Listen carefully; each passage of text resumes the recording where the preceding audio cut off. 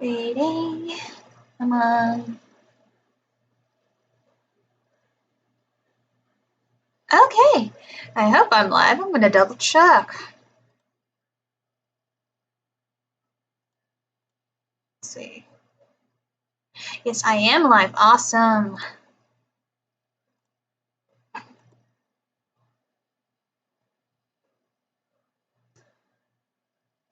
Waiting. Come on. Okay. I hope I'm live. I'm going to double check. All right. Hold on, folks. As whoever does appear in here, I'm going to be posting my links around, and we're going to get started soon. So if you just give me a couple minutes.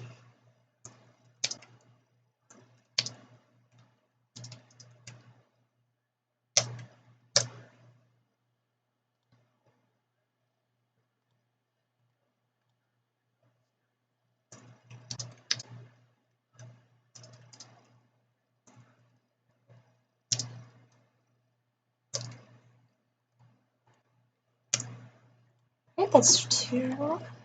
Right. And then last, cut around.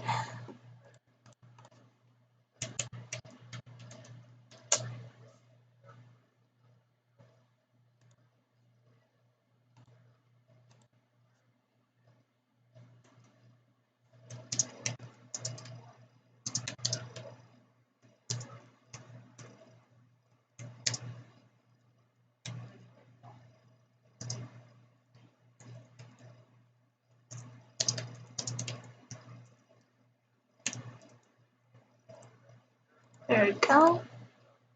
And tweet it. All right. Just gonna walk off from here. This is different. All right. Let's see. We got. Look in the chat. We have text. We have a text. Sorry about that, folks.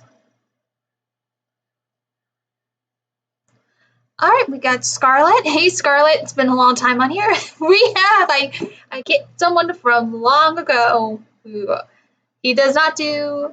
I think he still does review videos, but not much anymore. I know him more on TikTok nowadays. We got Daniel, aka Danny Boy. We have Jeff as our mod, and aka Writer's Block, and we got Jillian. Hey, Jillian.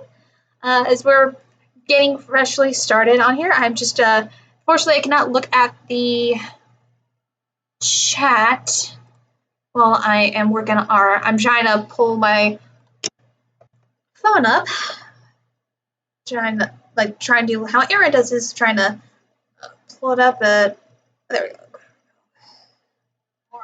Oh no. Oh, parent. Huh. Right. The YouTube app is out. You get the chat. Oh, fun. I would have to do that, but I guess I'm gonna have to go back and forth. Scarlett? Oh, congrats for graduating to high school. Awesome.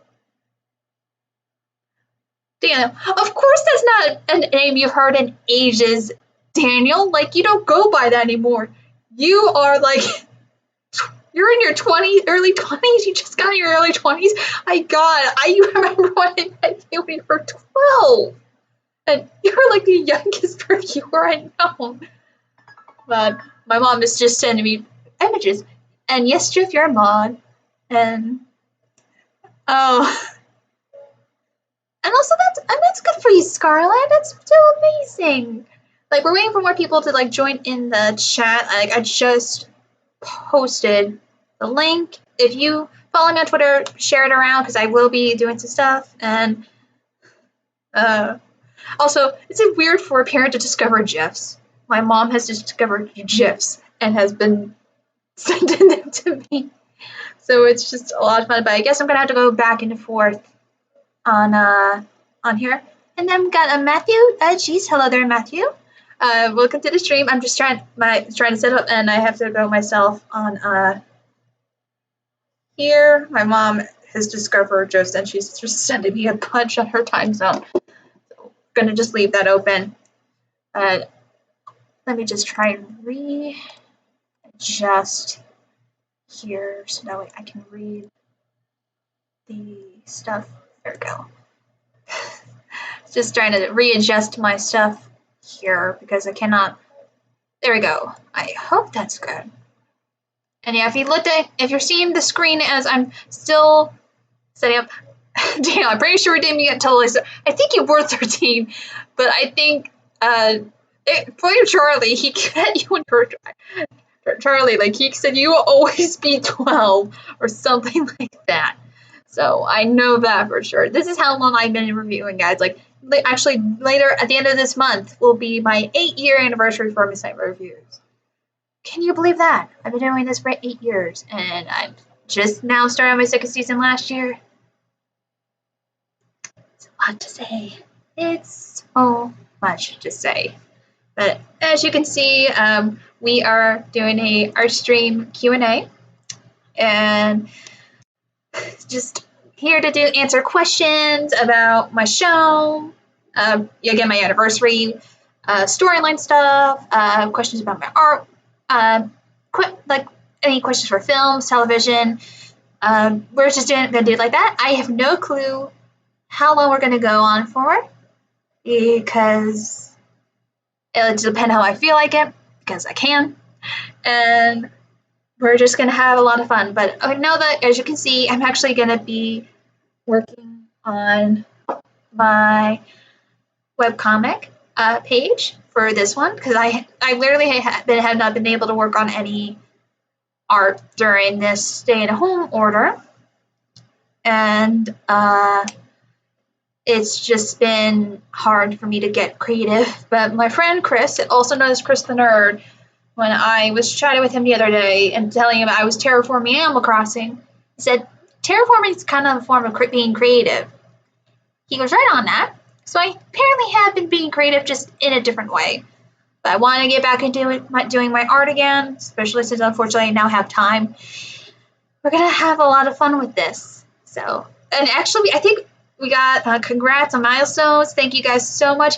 And yeah, time does keep on slipping, you know. It really does. You can be amazed how much has flown by in the span of it. Like, I now live in California. I moved in with my fiance like almost a year ago, and I'm now in California, and it's a lot. That's how much has changed. But to answer Matthew G's question, yes, that is an Army of Darkness and My Night Before Christmas poster in the background. They were, I think, a few of the first few pieces I hung up here in the apartment.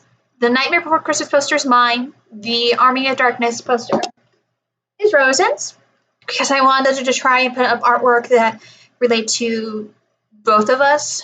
Like, if you see, hopefully in like the next review, I have some of my artwork where my desk is at the moment. And I think if you follow me on TikTok, there's like one shot. There's like a couple shots on TikTok, which, yeah, I have a TikTok. I will probably tell it later if you're interested, that I have like some of my artwork shown. I even show one part of the kitchen where you can see I'm making my kitchen Disney themed because I can. And this is what happens when I have like this stuff. I just get in a little tangent, but we're going to throw ourselves in there. And if you have questions, send them my way, and I'm going to do my best to answer them. Like right now, I'm going to try and do my best. Oh, wow, it's been a little bit since I've done my thing. Also, if you do hear noise in the background, Rosen is in the other room watching Brendan Tenold's videos, because he's been on a Brendan Tenold kick there right now. So we are gonna, so if you hear that, nothing I can do. I don't want to close the door on him because it actually does get incredibly hot in that room. And I know from trying to film the TikTok in there before, it's not fun, guys. It really is not fun. See, Matthew Hughes, you live in SoCal. Half my family lives there. Only visited once. You're on the East Stump. Yeah, I know that, Matthew. I'm originally an East Coaster. Born and raised an East Coaster my whole life. So I know how that is. It's so much fun being on the East Coast, though there are some downsides. Humidity is one of them. There's like no humidity over here, and there's no snow. But I miss the look of snow. So, trying to zoom in on reference. I want to try to repost my panels up. So, Jillian, your TikToks are good. Scarlett, most of my real life friends have TikTok accounts, but I'm the rebel who refuses to have another social media. That's completely fine. I kind of went on TikTok just because, I tried having one before, but it didn't really work out. Originally, I made it and then I forgot about it. Didn't really use it. My fiance got me into it. He doesn't use it, but I do. More of it for creativity, for my outlets. It gets me a chance to experiment myself out with my creativity and get there. I've joined a couple tags which are fun. I had to get myself out of one recently because it was just too much. And I've also put my own characters from my show on there.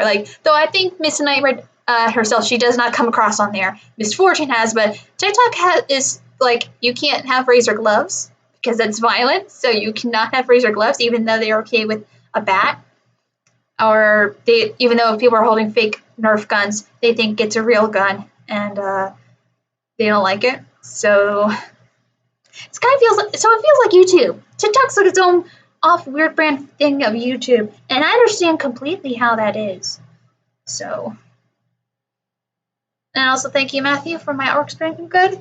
If you want to actually read the webcomic there, I actually had to post it. Hopefully it's in the description of the stream. If not, you can look on another video, my last video of my update of the Webtoon. It's posted on Webtoons right now. It is the Monster Homebrew. It's about a human girl that moves into a university where humans and monsters coexist, and we're not at that point yet, but she wants to start her own D&D campaign, and it's going to be a slice of life. So it's not just D&D; it's about learning about this world, learning about the characters that live in it. So, which is something this is a project I've actually been working on. I think if I remember clearly, I've been working on this, for 5 years. I want to say 5 because my youngest niece, because I started working it when my first niece was born. So I've been working on it for that long. And believe me, I think the one thing that has changed is my art style. And you can tell my art lines are shaky because I haven't drawn in a while, so I'm a little bit shaky of it. Being in Australia has its downsides too. Our summers are hot as hell, and people think we ride kangaroos to school. Why do people think you ride kangaroos to school? I know you don't. Oh my god, I am so sorry, Scarlett. I am so sorry. This is why I wanted to also do the stream. I know that the current situation we're in is not fun. A lot of us are either we can't work or we can't do the things we love. We can't go outside to do how we are, but this is why I wanted to do a stream to just get this out there and just have fun. So that's why I wanted to do a Q&A for again, my videos, my storyline stuff, future content, all that jazz. I wanted to do this to make sure people had something fun to do. And also because I was on Emily's from Stealing Focus's stream last night. And that was a lot of fun. I loved how she's been pulling cabarets to just get people's spirits up. Which, if you've not seen Stealing Focus, oh my god, her videos are wonderful and informative. She does it with her brother Cody and her husband Jeff. And they have been doing the ABC retrospective on ABC musical movie history. And it's just wonderful. So I recommend them. We're getting questions. Oh no, I put the image going. All right, we got questions. What do we have here? What's your quarantine video game? I'm playing Fire Emblem Three Houses. Oh, that's very cool. Have not played Fire Emblem, if I recall. I've been playing Animal Crossing. I bought it the night before digitally because I did not want to be like people waiting outside of GameStop. So I actually bought it online on my Switch. And then as soon as after I downloaded it at 4 hours, I was able to play it. and I got it like a day before it went live for everybody else for physical copies, and it's just been it's been keeping me calm. It's been keeping me relaxed, and I've been excited. All right, I shared a link of this live stream with my friend. She is a huge D&D fan. Didn't know he played D&D. I actually, would you believe me? When I first started this webcomic, originally was going to be a D&D comic about my experiences playing D&D type of games, such as World of Darkness, because that was a campaign I was a part of for a while until DM herself started to make it more like a Persona game instead of an World of Darkness where you're actually playing a monster or a fae. Like, I didn't want to play a Persona RPG. I wanted to be a monster, not have a persona. And when it got to a point during one Manifest, she wanted to make it live. I had a big thing I was filming at the time. I was putting my attention on that. We couldn't do it, and we stopped all at that point. It was just too much, and so we stopped it. But I've recently just gotten back and got into a D&D campaign my fiance is doing, where I play a rogue dragonborn named Laverna, and I have posted art of her on my Twitter. But originally with that D&D webcomic story, it was going to be my experiences talking about it and how I tried to do a D&D, but then it evolved into a monster slice of life that I got inspired by Monster Pop. And because I loved how it was about monsters and humans living together in their own world, and I was like, that's cool, but it's more focused on love. I want to focus on the characters, more about not love, but just themselves, develop more of the world around them, and also D&D just for something fun. And it brewed out from that. I have to say I love the use of color they have here. Oh, thank you so much, Phil. That's so nice. It took me a little while just getting my colors. And believe me when I say this, my character Clara that's on screen, she just wore a white sweater. And when I realized I wanted to make her wear retro clothing and didn't want her drawn on the sweater, I literally made this underneath the sweater. So that way she had something else in this chapter. That's literally the excuse I have for this. But also, if you see on, if I go to this panel, for a flashback, I have her in another retro outfit, which I modeled after Halloween colors because Halloween is my favorite holiday, and I figured it'd be a cute. But also, you can also see the pages on my Patreon. For if you donate at $1. All right, we have. I was supposed to play Pathfinder last Thanksgiving. My buddy's nephew wasn't able to get a theme set up. Oh, I'm sorry about that. Hopefully, you're able to play a game soon. Hopefully, you did. Seeing like Philquist is so good. Yes, it is, Jill. How's your Animal Crossing town? Favorite villager, least favorite villager so far? Let's see. My favorite villager, I need to rethink. I think my favorite is Peanut. I actually found her on an island, and she was my favorite villager in the game, and I was happy I was able to get her to move on my island. My least favorite, he moved out. It was Harry the Hippo. At first I thought he was very sweet, and I was okay with having an different villager. Oh my god, sorry. I'm trying to get Clara's hair right. It's not getting right. But then he was starting to be very rude. He was being mean to my villagers, and so luckily enough, I have amiibo cards from the Amiibo Festival game. So I was able to, after 3 times, have Rosie move in and move Harry out right away because I didn't want him being mean to my villagers anymore. Oh, I'm having a hard time with this piece, huh? All right, we got you deal Amino Disney. I think I've heard that before, but no, I do not do Amino Disney. So, can't say much for that. Have you checked out Monster of the Week? It's got World of Darkness vibes, but much less prep. No, I have not. I've just been trying to just focus on RPGs that interest me, so I've just been doing that.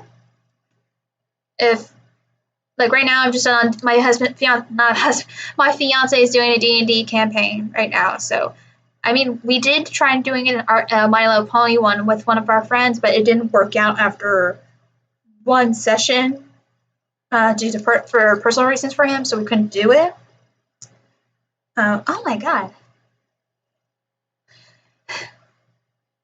Oh, Clara, your hair is giving me a hard time, and I did well in that one. What is going on here? Oh my. If you have more questions about like my show or anything, just let me know. Trying to see. Okay. Oh, Oh, okay.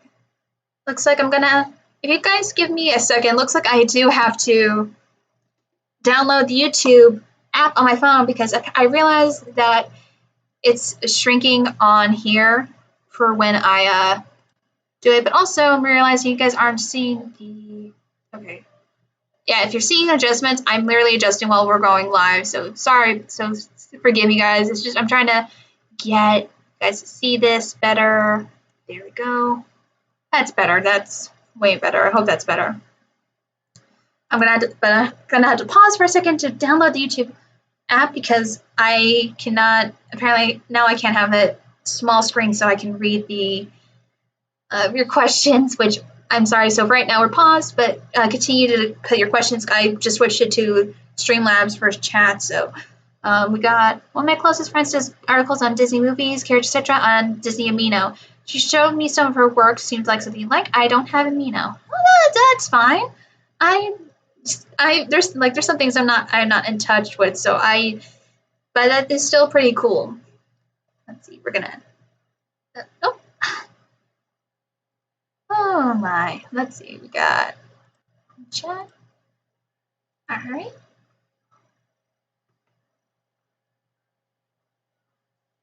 Oh, what?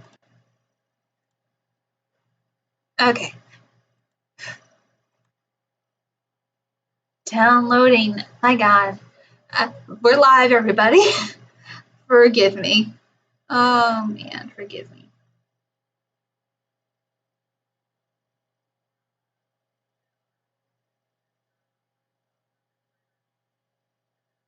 Oh. Just the look on Twitter real second as I let YouTube load. One of my followers has literally posted from a Disney Steal-Ons No Context that It's a Bugs World After All song from Flick's Musical Adventure. Something I reviewed with Isaac the Media Hunter. Like,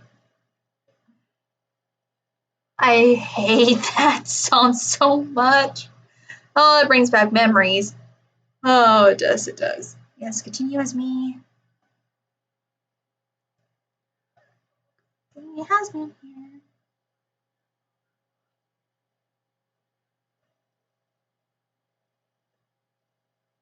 There we go. There we go. Oh. There we go. There we go. Let me. Ah, no. There we go.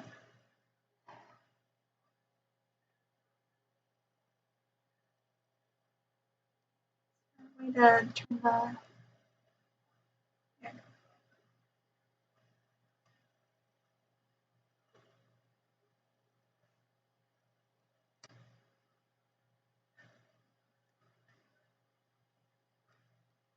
Oh, what did this app do?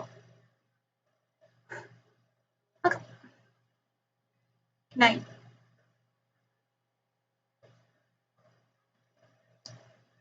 Okay, this. Oh my god, this app. Oh my god. I'm just.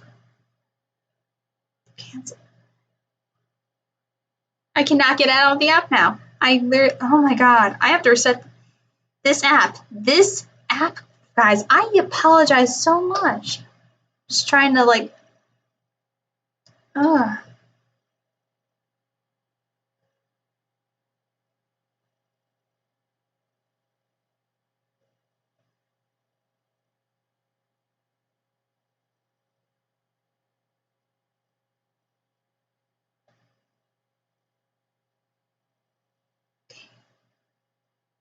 Okay, now Okay, now we got the chat. Well, nope. I'm gonna have to leave the phone like that. Fun. I have the chat on my phone now. Forgive me for a hot second. That was fun. Thank you, Phil. Yeah, sorry about that, guys, because I realized if I shrink this, you don't get to see the art in all its glory, so now I have to do it like this, so forgive me for that, but I got the chat working. So hopefully now I can start. Now go ahead and start doing your questions. If you see me going off to the side, my phone is behind my computer, so that's why.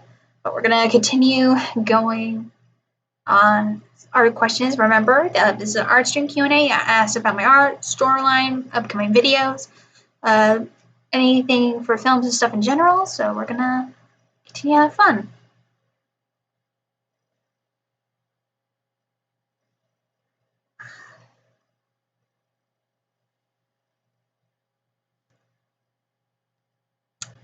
I think that's as close as I'm going to be able to get. I'm not satisfied, but it's the closest I'm going to get it for this. So that's good.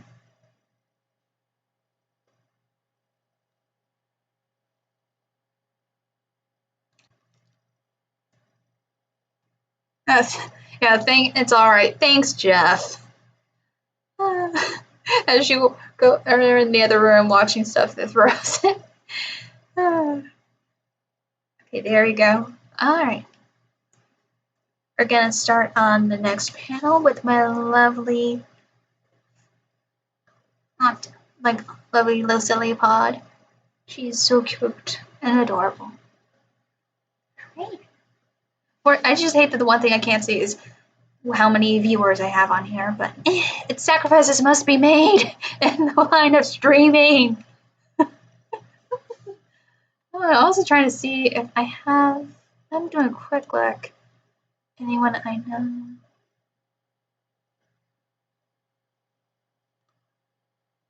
All right. No, I was trying to do a quick look for one thing, but keep the questions coming, folks. This is our Q&A for a good reason. I'm sorry and I wouldn't usually play music. If I could, I would play music on here, but this is YouTube. YouTube will be flagging it right away if I played any music, which is very, very sad.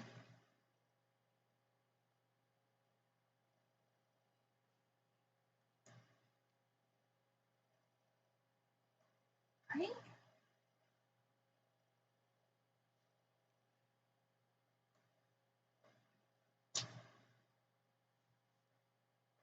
I don't know what's with that swirl there. Oh my god.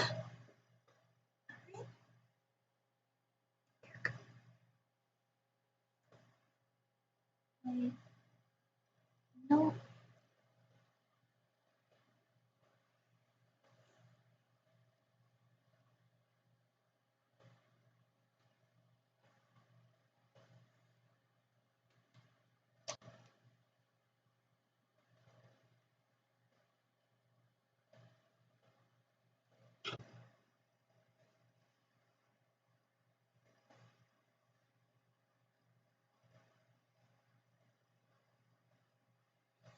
There we go.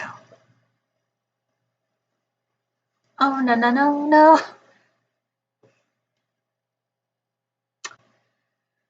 Gotta save that. Oh, dear God. All right, Phil has a good question. Have I worked with Adobe Illustrator? Yes, I actually have worked with Adobe Illustrator. I only use it for working on my logos nowadays, or any text that can't work in general. Like, I could say, like, when I actually started learning how to do Illustrator in college, like everybody else, and then I just kind of improved from it.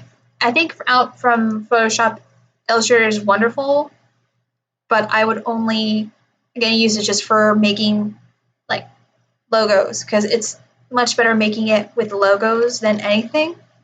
So sometimes when you learn something from school, you don't realize, oh, I didn't know I could do that. They didn't teach us that in college. So you still get to learn things in Adobe, but then again, I have Adobe CS 4 or 5, So I don't have the Adobe like creative stuff. I literally still have the old school programs because that's how cool I am. I'm the old cool person that is willing to have old programs that still malfunction. No, they don't malfunction. They still actually work. But I kind of now more go with Clip Studio Paint for my go-to, unless Photoshop has something I need that Clip Studio Paint can't give me, which is only like a good 20% of the time. So that's a good one. And I know that there is a delay in the stream. I know because when I was checking it to make sure it was working, it is. Nothing I can really do about it. It's nuts when it has to stream like a delay going on like that. So we have hit 7 viewers so far. So like, as you guys want to know, if you want to share the stream, we're already half an hour in. Just go share it onto my Twitter at msnightmare24. And you can also share the link, which is in the current stream's description below. Like I said, we're going to keep going until don't feel like it anymore. So, like I said, if you have questions for me, again, storyline, my art, future projects, anything you guys can think of, go right ahead. Just make sure I'm not going to say any personal questions. So please don't ask me about my personal life. I will tell you right now one thing from it. I am doing okay. Like I mentioned at the beginning, I'm doing fine. Just trying to stay sane during the stay-at-home stuff going on right now. So.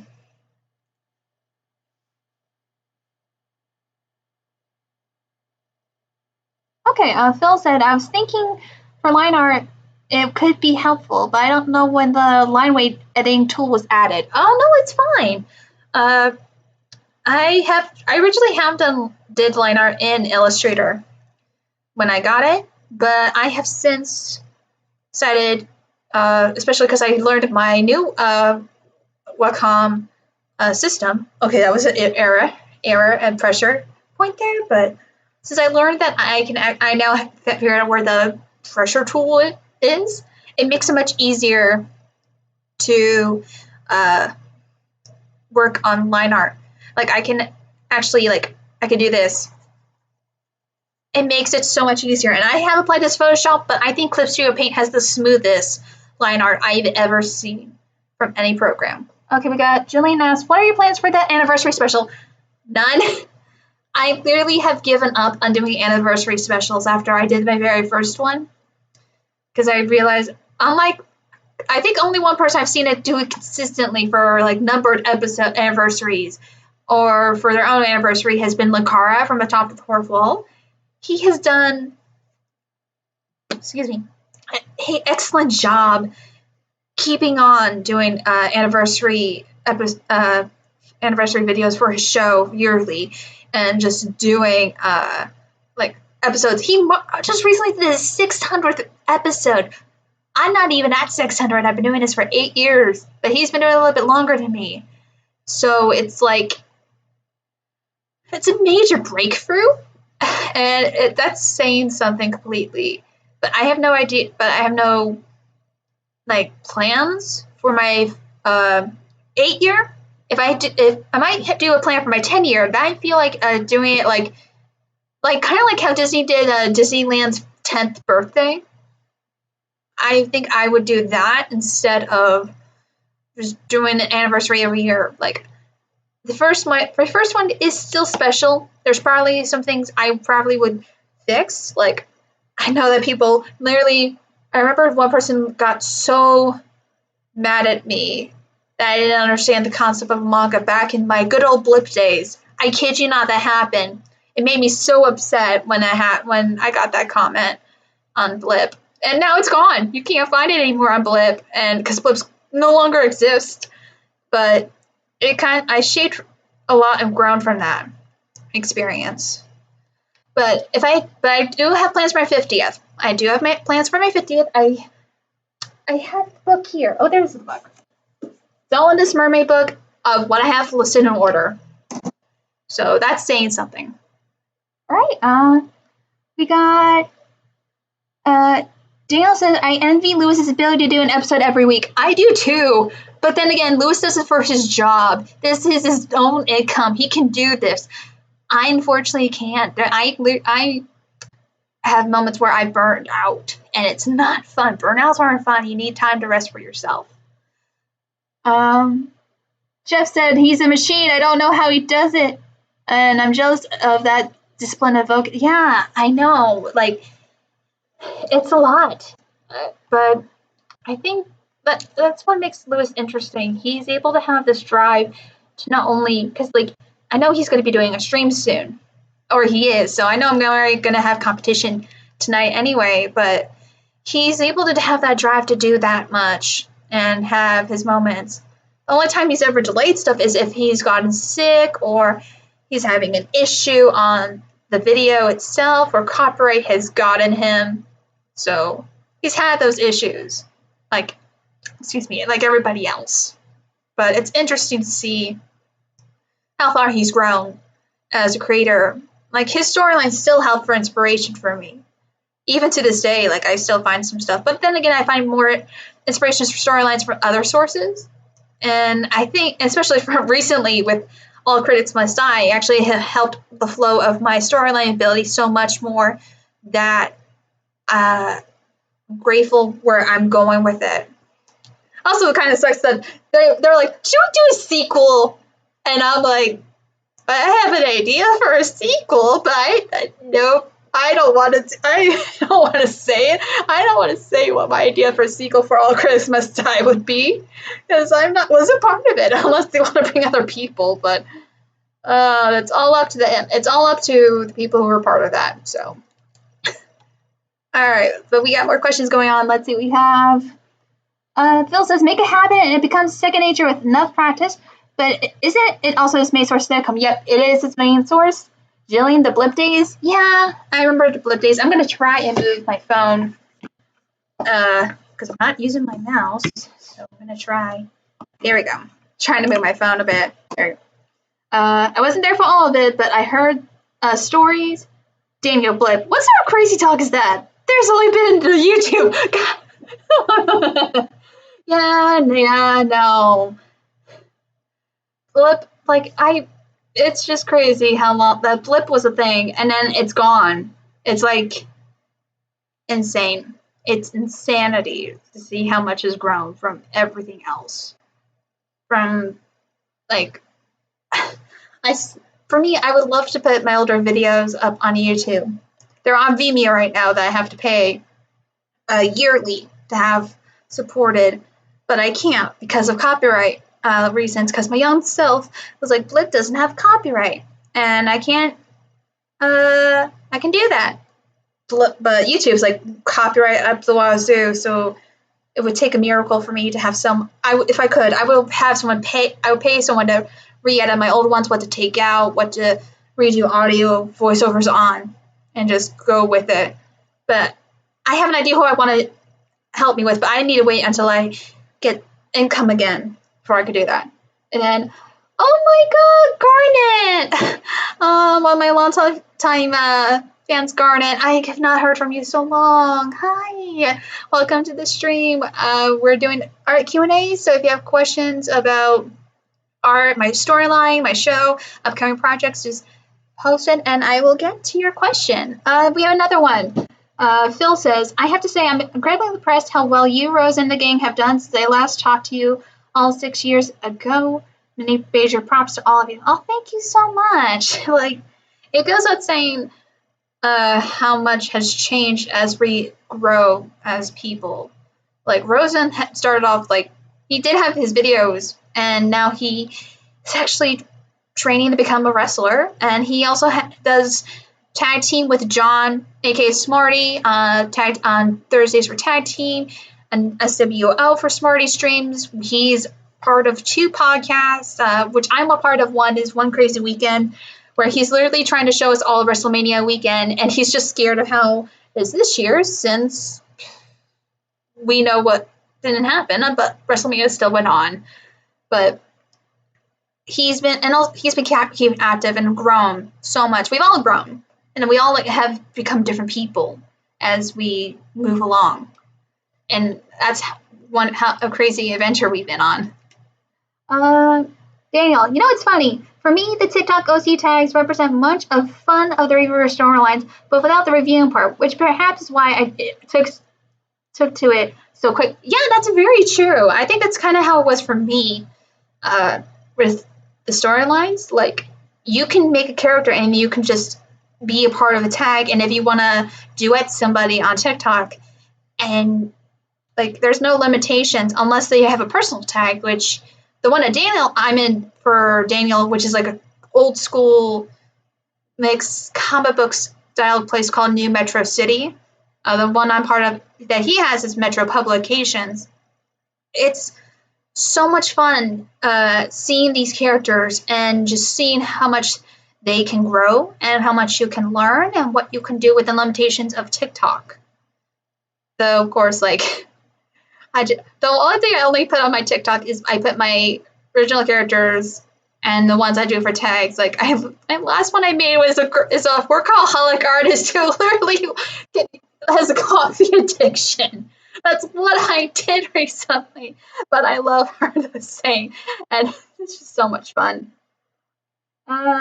Matthew, I feel your pain. I sometimes post my scam bit recordings to YouTube. A couple of times I got notification about copyright claims. And evidently me talking on the phone sounds like various songs. That is very strange. It can happen when they copyright you for certain things. Like, I will tell you one funny story that happened to me from one of my older videos. I tried posting one of my older videos. It was the Hard Rock Park beach party video. And I figured, okay, most of the songs, copyright songs, I edited down. They're not going to strike me. Immediately after it uploaded, I got a hit. And I'm like, what got a hit? And it turned out it was a song that the cast sings at the very end or lip syncs to. And I'm like, no, that's an original song. Dumb me back then. Thought it was an original song. I look at what the song is. I look at the lyrics. It was a real song called High School Never Ends. And I never knew that. That's how musically savvy I was and how much the internet has changed where you could find simple music information. So unfortunately, in a video where you don't hear much of the copyright music, but then again, I kept part of the Barbie girl song, which probably would be like cut out, which kind of sucks because it includes a very funny bit of mine I did in that, but it happens. Like, sometimes you think something is there, but it isn't. It happens. Like, that's why YouTube system can is just crazy.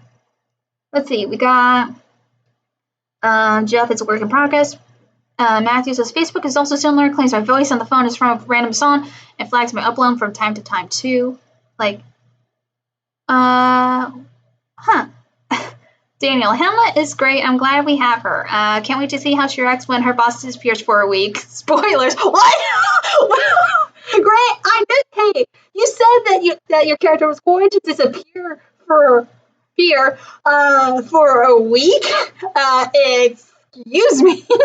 Like, I don't know how she reacts. Like, okay, like, I will tell you probably after the stream, but I'll tell you now because it's in my drafts, and I don't know when I want to post it until I tell you, Daniel.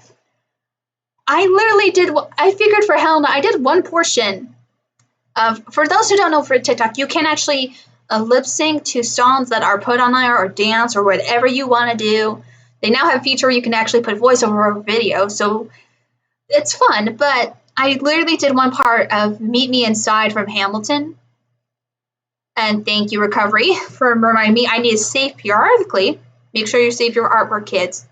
Like, I literally did my have Helena lip syncing to that, and I kind of figured this song kind of fits if Helena gets mad that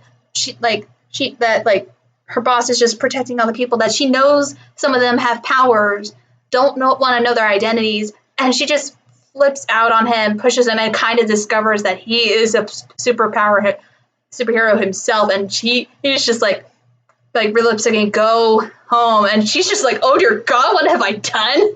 Like, more freaked out than anything.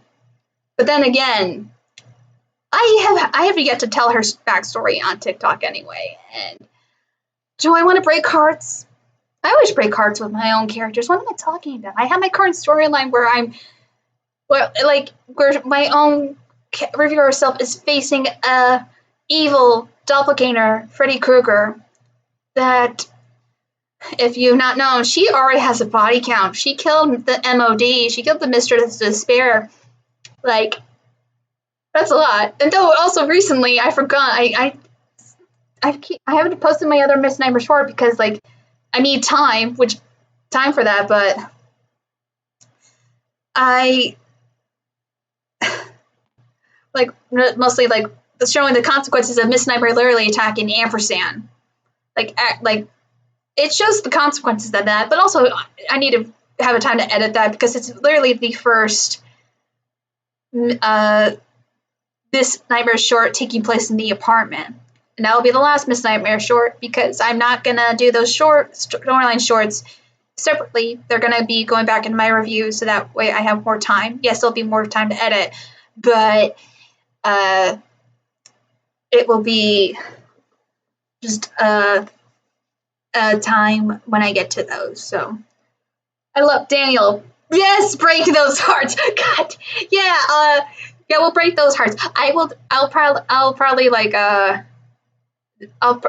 like try and add like the one text I need to it. Maybe not now. I'm just trying to take a break off of TikTok, but when I do, I will let you know because your God Almighty, that will be fun. Jillian, is that your personal mantra with some of your characters? Daniel? Oh, breaking hearts. Can it be for everybody to like the pairing characters have your hearts broken? Like I actually just watched the latest Sandersides video that Thomas Sanders has just posted, and my heart, it tugged on my heartstrings, and it's kind of every time Thomas Sanders does a video, it's on a situation I currently have, and one of those is, of course, the topic is oh,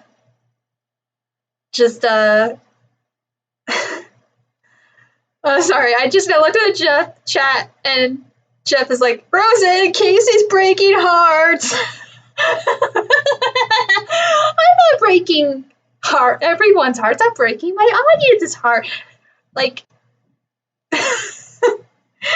oh, like I'm like guys, like you think how season 2 is going to be? I don't think you're prepared how I want to. I get my ideas for season 3 storyline, but guess what? Because of the stay-at-home order, a lot of my stuff for season 3 will now have to be put on hold or changed around. But it probably won't be long. But I unfortunately had to change stuff in a script for season 2 that I have right now for storyline bits because I wanted to use Disneyland for a place, but I can't. So I literally had to change it where it actually works with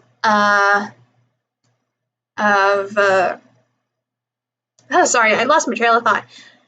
It works with what I have going on for the review I'm doing, which hopefully that will be, I know I have my set schedule is 2 Patreon requests. 1, I'm already editing, and it sucks because the person who donated changed his tier, but he already requested it, and that's fine by me.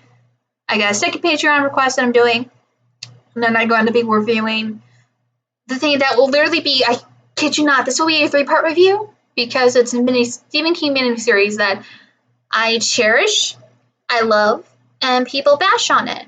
And I don't like when people bash on it. And it has this wonderful, strong history to it that people don't realize without this miniseries, it wouldn't shape how everything is. I'm not going to say what, but if you know Stephen King's history, you probably already guess which miniseries I'm talking about. But, we got some questions. Garnet says if I watch ASMR videos. I actually don't watch ASMR videos. They're just not for me. I know that other people have their own videos of it, but I know that my friend Holly would show us like soap cracking videos like a year or a half ago. Just that was more satisfying sounds, but I don't really listen to ASMR videos myself. So I know other people like it. It's just not for me. Jeff, yeah, the new Thomas Sanders video is pretty damn good, especially with the video game. Oh yeah, the video game animation is great. If you want to watch it after this stream, I highly recommend it. It's a very good video that also teaches you about selfishness versus it's too selfishness. It's just it's in the title. You will get it, and it kind of comes. And it's also something we kind of need right now, especially during this circumstance. We got 3 questions from Brendan. Actually, got 4 questions from Brendan Milling. Give me a second, man. When are you going to make another review? I'm editing it right now. It's just unfortunate during the circumstances. I am just trying to get back into the swing of things. It takes time. I'm just a normal human being, so it takes time like everything else. Just trying to, let me just look on my panel real quick. Okay, I'm going to do the lock it later. So we're going to go to the next panel. And then I'm going to quickly answer questions again. Next is, will you review stuff from Disney Afternoon? I have a plans to do that, but it won't be for a while because I would need to actually look at that because I tried only doing pilots of TV shows, and I realized that's kind of unfair to do because what if the pilot is after the pilot episode is better? It feels unfair. I would probably just review maybe like the first 6 episodes, so I'm gonna probably will do that, but I don't. But the thing is, there's some Disney Afternoon shows I've not really watched. Only some, or I don't really remember. It will probably be a long time before I get to Disney. I've never seen The Winx Club. It's not part of my childhood. The only way someone could actually have me do The Winx Club is if they requested for me on Patreon. I'm at the $11 tier.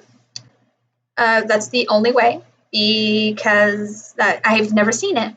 I actually, luckily enough, the 2 next Patreon requests are 2 things I've never seen before, which makes it a more fun experience. That's why I am happy I have my Patreon request tier because it makes it more fun to see Miss Nightmare's reactions for something she's never had in her childhood or never saw out on. And it makes it more interesting for me because you're actually hearing my own things for the first time as opposed to I haven't seen this in a long time. Let's see if this actually still holds up. So that's a fun thing to do. We got so much more.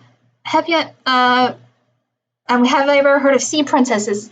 No, I have not. I don't know what that is. Probably way past my time. That's all I will say about that. Let's see. Matthew Geese. I got to see Stephen King speak live. He did a speech before showing us Stand By Me in the park. Oh, that is so cool. That's a very cool thing you got to see him live. That's amazing. Like that sorry, my brain tried doing a thing where because of how things currently are, a lot of things are going to change, but try not to think about that, trying to be positive. Okay, gonna show that. All right, we got will you ever review Gem and the Holograms? I would probably review the graphic novel because the graphic novel is amazing. I actually never grew up with Gem and the Holograms cartoon, so I have no opinions on the cartoon. I only have opinions on the graphic novel, which if you have not read it, the whole series is completed, including the final one, Infinite. It's a great comic book series taking a modern take on this 80s cartoon, which I know that they're finishing up Shura. If they actually could, and I think they should, I would love to see them do a take on Gem and the Holograms based off the graphic novel. It would be so amazing and refreshing, especially how they handled a lot of stuff with the characters in the graphic novel. I think that would be wonderful to see. Brandon Millen, can you review a cartoon from Canada called Toon Marty? No, I cannot review a cartoon. You have to request it from me on Patreon. You can give me suggestions, but they're not fitting what I do unless, it's not part of my childhood. I don't know about the show. I didn't grow up in Canada, so unfortunately I cannot. I'm sorry. If you want me to review it, you can request it for me on Patreon. Just trying to. There you go. Oh, that's a good line. We got so many questions. Have you heard of Welcome to Monster High? Again, yes, I have. I know of it. Me and Aaron. I'm not going to review it unless we're like. I think for me personally, I would probably review it. We're not going to review it together from Escape from Monster High. We both agreed we're going to just do the Great Scary Reef, and that's it. But that won't be until he's done with the 30 plus Scooby-Doo's. Even then, we don't even know when. Because I want to review the Great Scary Reef with Aaron in person. But I gotta wait. We gotta wait on that. But if I did, for me, he vows not to review Welcome to Monster High. For me, I would probably review it, but it probably won't be for a long time. Like that and Electrified took so much energy out of me watching it. There's a moment in the second movie where they repeat the same walking cycle animation 7 to 8 times. I wish I was kidding. This was in the span of a song montage in like 2 minutes. It's not fun, not pretty. It's not good. Please do not watch it, guys. Don't, for my sake. Okay, I'm trying to go back. Have you ever heard of Cuckoo Harajuku? No, I have not. I don't know what that is. Jillian Winks is good stuff. Generally, I was more of a witch kid, but it's still good shit. I was more of a witch kid, too. I loved Witch. It was a great show, but also I was a totally Spies kid as well. So that's saying so much there. Oops. I'm trying to be careful with lining this one because there's like a few good old panels I've done that I generally enjoyed working on. This is one of my favorites that I did on this page. It's so cute. It's just showing Clara's personality to a T. Give me one moment to read questions because I got a big, huge slew of questions that came out of nowhere, and it's helping. Continue with the questions, guys. This is a wonderful thing. Jillian, there are gym comics. Oh, we have Aaron in the chat. Hey, Aaron! I'm just now getting to all the chat stuff. Yeah, the gym comics are much better than the cartoons, and yeah, I keep forgetting about the live-action movie. The live-action movie is so bad that it literally robbed us seeing Kesha as Pizzazz during the end credits, and she was amazing, and now there's no sequel, and we're robbed of Kesha as Pizzazz. But if they ever rectified this as a cartoon, have Kesha voice Pizzazz, it would be perfect. And I just want to hear Kesha sing because I think Kesha is amazing. Let's see, which is worse, Dingo Pictures or the Asylum? Both Dingo Pictures is more bad. They are very lazy, traceable artworks and very lazy in animation. But then again, I've only seen Fearless's videos on Dingo Pictures, so they're not going to be part of my category. Never even heard of them, never grew up with them, so I can't do it. But a person in my archives used Pixel to recreate some. That's pretty cool that you were able to do that. Garnet, awesome. Brandon, will I ever review an episode of Toilet Spies? Maybe, but I would probably maybe do a top list, which I really want to get back into doing top list again. I've only done it once, and I really want to redo that villains list. That was the worst one I did. I tried doing it the villains I despised, but I liked, but then it devolved into villains I really hated, and I don't know why I did that, and I want to redo that list so badly. So that will be a list redone in the future. Okay, we're getting onto her hand. Okay, and of course Clipsuit Paint's doing this, so we're gonna just save it real quick. And then we're gonna zoom in on our hand. Okay, we got Garnet. Totally Spice was all right show. I loved Witch, but kind of awkward as a boy watching it, not many male fans to relate to with. No, I understand that. It's just more now that we have a place where we can now like shows no matter regardless of gender in it. Aaron.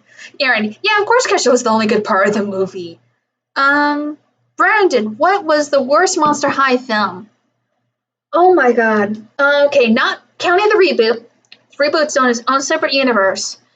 The worst one will always be Why Do Ghouls Fall in Love. That is, by far, the worst Monster High film. Not only that I've ever watched, but I have ever reviewed.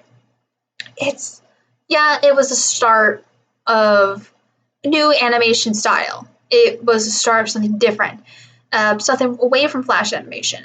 But when you have a bunch of different writers, a story that is so convoluted to the point where, like, there's bad errors in storytelling, then you know there's issues. That issues to the point where this is not an enjoyable movie. Like, I actually don't see this movie out anywhere. Not even during like Valentine's Day when Target did their special edition like movie stuff, and that was not even redone Monster High movie. They did Frights Cameras Action during Halloween. They actually redid the artwork on cover on that DVD and did that movie instead. And that's saying something instead of the Halloween movie. Jillian, can we just reboot the Gem movie and keep Kesha as pizzazz? Hopefully, yes. But here's the thing. You have to really think about who Gem would be. Not just Gem Jerica. Since they are still the same person, they just have different stage personalities. So that would be very challenging. Brandon, have I heard of Wrestling Federation? No, I have not. I don't know what that is. Daniel, the Gem comics are made even better when you realize that in alternate universe, the roadie was a member of G.I. Joe and Brandon's best spy is a fan of the Misfits. Oh, that's so cool. I didn't know that. What was the worst anime film of the 2010s decade according to you? Oh, great. I have to now think of 2010 films. I don't remember films that came out in 2010. Oh my god. I think if there was a worst anime film, I probably would not have seen it anyway, for my own sanity. So unfortunately, I can't answer the question because if there was an anime film I didn't want to see, I wouldn't see it. Actually, I think I know the worst one without even seeing it would be Minions. They were starting to grow oversaturated and annoying to the point that they're everywhere, but also like they're trying to keep the Minions alive. They're trying so hard. The next film is coming, which is a sequel for Minions, but it also is part of Gru's origin story as well. Since I know that was teased in the last film, but they're running out. We are running out of ideas to keep this because I didn't find the trailer for the sequel funny. I thought the villains and concepts were great, just how I thought the villain in the Minions film looked great, but it's a Minions movie. I can't. I honestly can't, in my opinion. Limgish, why do you think Ghouls love because of this? No, not just because the pun. Well, why do Ghouls fall in love is not bad of a pun. It's a simple pun. It's just, like I mentioned, bad storytelling. The CGI looked. It was my favorite Pokemon. My favorite Pokemon is Vulpix. Always was Vulpix, but as I've gotten older, it's changed a lot for my favorite. So currently, right now, it would be Mimikyu. Mimikyu is currently my favorite Pokemon. But when I was a kid, Vulpix. I just loved a Firefox, and she was so adorable. Here we go. We got a question for my show. If you're a magical girl, then I guess you like Sabrina the Teenage Witch, or maybe that show offended you in some way. I love Sabrina the Teenage Witch. The live-action TV show, the animated cartoon, which I've seen and loved. I think the movie is the only thing I haven't seen. I've seen the 2 made-for-TV movies based off the television show, but I love Sabrina. Sabrina was actually one of the inspirations for Miss Nightmare Reviews. it goes without saying how much I take inspiration from it. But also, then again, Miss Nightmare takes inspiration not only as exaggerated parts of myself, but also inspired by Sabrina, inspired by a few others. It goes without saying how much I get inspired by a lot of stuff. And also, I was on that one episode of Some Directed Camera with the Sabrina episode, which if I can take back when I cameoed in that, and go to my past self, it'd be just help him with the video. If he wants you to cameo, go right ahead. And also, please stop looking at your fiance off screen. I know he's there, and you're trying to get his reaction how you're saying it, but just look at the camera.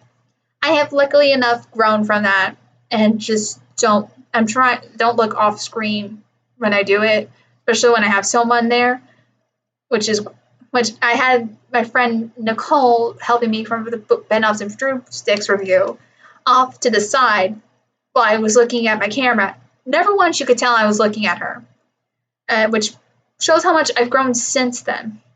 But then again, I'll be back on Tony's videos soon with the Rise of Resistance vlog. I cannot wait until that video comes out. That's going to be a lot of fun. I'd like for you guys to watch. Oh, we got more questions. If you lived in a cartoon world, what would be the first cartoony thing you would do? Oh, that's a tough one. I don't really thought of being of a cartoon world. I think the ability inking, well, not inking this page, right, but I think the ability to fly. I always like the feeling of flying. You only get that sensation when you're on roller coasters, and I feel like I would get it more out from just being in the air flying if you're not on a roller coaster. That type of situation. I want to do a quick look. We're over at 9 viewers right now. If you want to keep spreading, we're still going live and strong. We're going to keep it fun. I just now realized, okay, for a second there, I thought I didn't get Clara her nose in the last panel. That would have been, but I would have noticed when I went back. So, and I'm going to look. Oh, that panel looks so great. Oh, I love how I did that. Oh, I'm gonna fix this one. What did I do? I look at my past self, look at this art going, Casey, what did you do? Future self will fix this. Why was I thinking? Alright, we're gonna take a sip of soda. Alright, we got, remember, this is catching up with everything, so... Oh, I'm seeing Daniel's gonna head off for the night. Bye, Daniel. Thank you so much for joining. Miss you, man. Come back for more. Hopefully I can do more streams later. Alright, we got the Minions movie was one of the movies I almost walked out of. Oh, you're a strong girl, Jillian.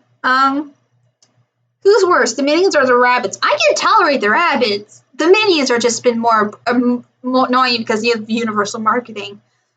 Phil, Mimikyu beat Pikachu in an official popularity poll, and it's the best thing ever. Cool. What do you think is the best and worst cartoon that came from the Disney afternoon? Best would be Chip and Dale Rescue Rangers. The worst, I don't know. It's been so long. I think it would be that one show with the yellow springy monkey. I barely have memories of that. I don't know if it's on Disney Plus or not, but I think for now that one would be the worst. I don't know. I can't really say.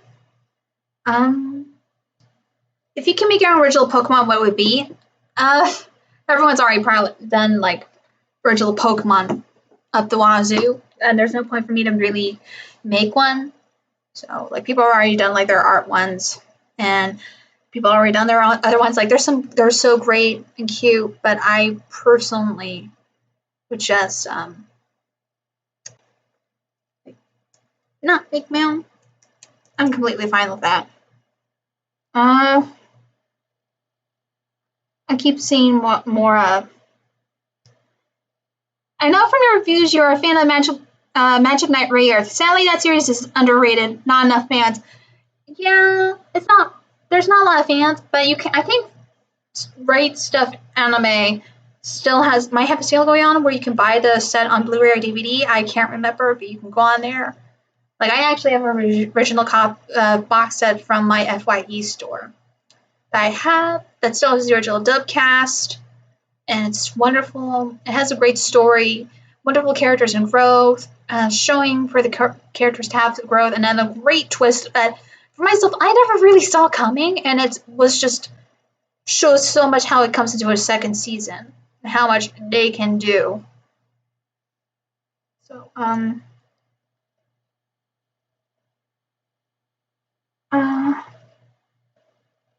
I misrepresented a word they said. I'm so sorry, Garnet. I'm trying to look at the stream on my phone while I do this. I'm debating whether or not to have a friend of mine come into the call to read the questions to me to make it easier. I'm really debating because it's just I'm trying to juggle two things. I usually have someone here, but I didn't know if people were busy. And usually Rosen will help me, but he's in the other room. And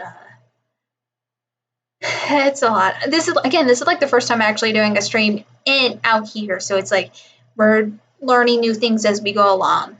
So, also, I hope he's doing okay out there over there. Rosen, make sure he's doing. Actually, no, Jeff, make sure that Rosen's doing okay. I know you're on a call with him, so make sure he's doing all right. Make sure he's staying hydrated. We're gonna look at the questions. Okay. Have you ever heard of Canadian channels like YTV and Teletoon? I've heard of Teletoon. I think our friend Aaron has touched on Teletoon. I don't remember. I would probably have to ask him. Well, he probably would remind me since he's watching the stream. Magic Knight Rare. This is manga series that later got an anime and OVA. I have the OVA. Rosen's in the background. Three girls. Yep. Jilly, I was with family. That's why I didn't fully walk out. Oh no, I understand. Okay, if you're with family, I understand why you weren't able to walk out. That's completely fine. The other ones I nearly went out of were the 2014 Annie movie and the Battle of Five Armies. Never heard of the Battle of Five Armies. Girl, you should have walked out of Annie. Like, you should have saved your sanity, but it's fine. We can't change the past. Okay, we're good. I'm just trying to. There we go. This is the one thing I wanted to try and change was her arm. Grateful I can do that. And remember to change which layer you're on, kids. I'm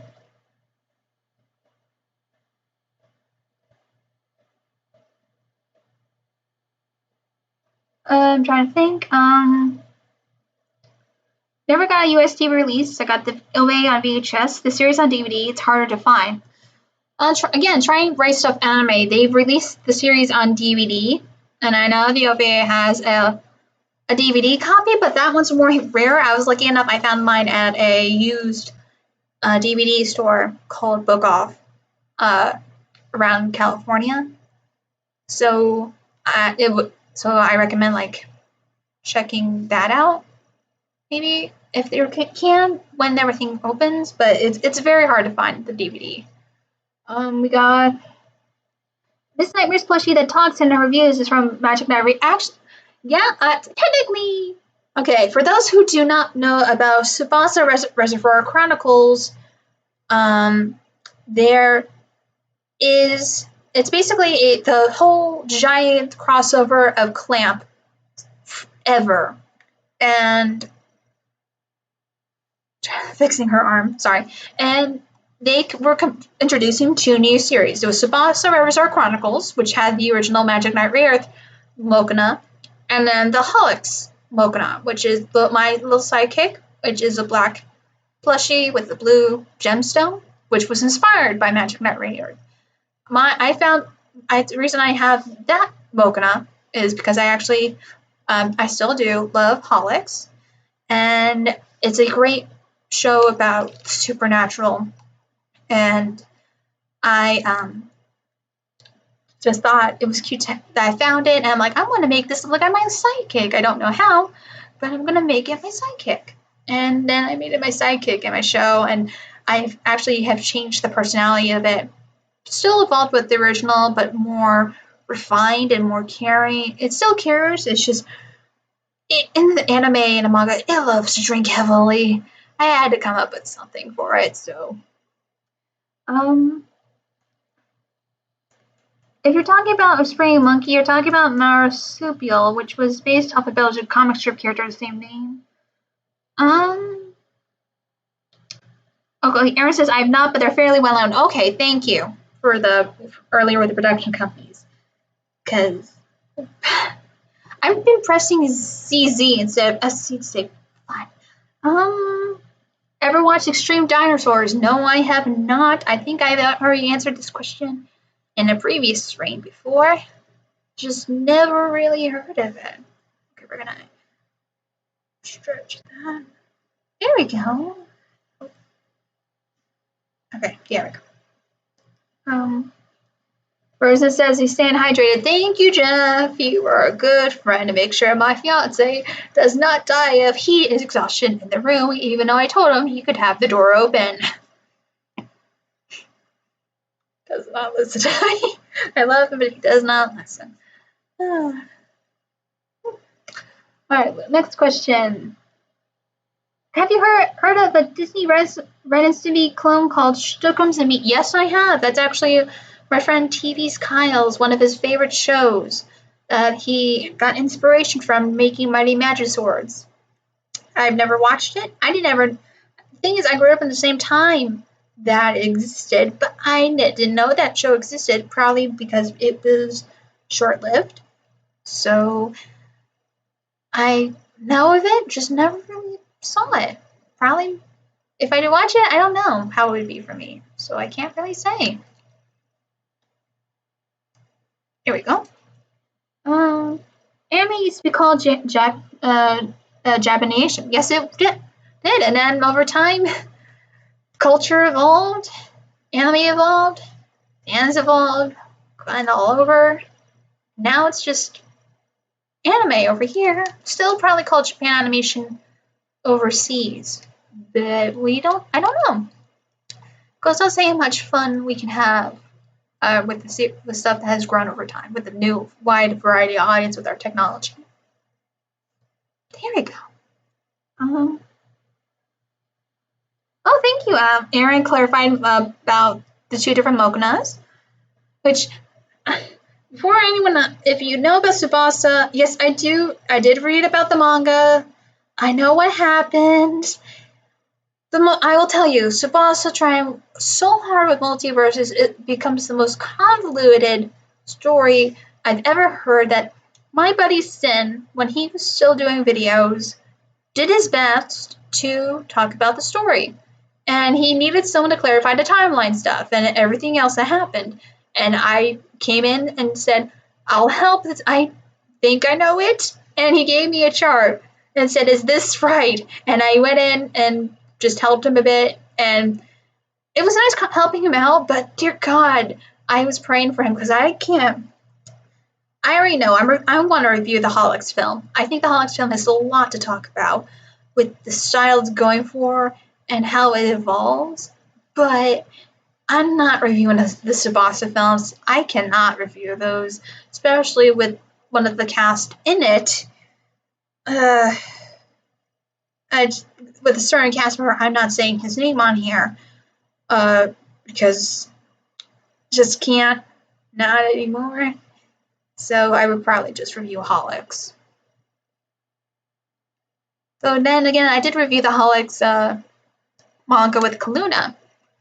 We reviewed the Monkey Spot chapter because it was like the most terrifying story at the time of the chapter, and it was fun, and it was like one of Heather's first crossovers that she actually had done at MagFest. So there we go. That's so much better. Oh, we got more questions. If you want, I'll send you 2 more of these episodes. Maybe you'll do something like reaction on it. Again, I'm not much for reaction videos. I don't react stuff like that. I'm not that type of channel.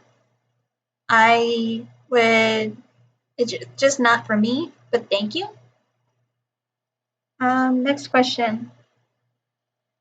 I don't even know what you mean by careful Icarus. I don't know what you're talking about there. It was from, Extreme Dinosaurs is from the same people as Tree Sharks. Okay, no wonder. I don't know about this. Probably Extreme Dinosaurs was maybe, I don't know. There's some shows that I'm surprised to hear were on television during my time, but I never watched them. Probably because I would always switch to a different channel every time. Like most of the shows I went growing up were on Fox TV, ABC, Family, and also Kids WB. I grew up on those, and there were certain shows I would find on the TV guide that I loved that I would watch the most out of. So there's probably were shows I never heard of that I probably ignored as a kid because I was probably watching Pokemon or Digimon. Oh my god, we're at this panel. I'm probably gonna skip this one at the time being because that one is gonna take a lot of work. That one's blank. Oh dear God Almighty, what have I done? Let me quickly look at questions here for a second. Anime used to be aired on the early morning, midnight time plus, yeah, and that's changed. Goes how much has changed. Got the first few manga from Tsubasa. That's cool. And it's one of the few manga anime I never finished. I did finish Holics. That's cool. Tsubasa is the only one that can be hard to finish from Clamp because there's so much. Have you heard of Jex the Gecko? Because one of these games had an entire level dedicated to anime. No, I have not. Are you a fan of Mr. Science Theater from Matthew? I am, but I actually MST3K is different for me. I know about the original series. Some of my friends have shown me like a couple clips. I knew about MST3K from Lankara referencing it in his show. We did attempt watching like a couple of my own, but I think the one I have more fun with is the MST3K revival with Jonah as the human and Felicia Day and Patton Oswalt as the villains on Netflix. I have a lot of fun with that one, and it's just interesting to watch them like the riffing style on that. Though I will say during the first time it was hard trying to figure out who Crow and Jonah are because their voices were so together until once you really pay attention and hear, you can tell the difference between both their voices, but still made it enjoyable. I hate there's not going to be another season, but it showed how much love and care they did into the series. So that's saying something. And now I'm out of soda. Good thing I have water. Who's my favorite cereal mascot? Don't know. I really don't know. Reason I asked is I have found many MTV reviewers tend to be MST3K fans. Got it. Tried to kill me with word reference. And Jeff says it's a heavy influence for many reviewers, yes. Like for me, I do feel it was MST3K, but I never grew up with it until I only knew about it for friends, but I never really used any of the like jokes. I probably used like a MST3K clip maybe once or twice in my videos, so I can't say much. The forklifts on. So many my chat has now become MST3K chats. Oh, Matthew got to meet Joel. That's so cool. Joel's a good host. More a fan of Mike and the bots. Phil, here we go. What are some of your favorite artist series, and what do you think your style is influenced by them?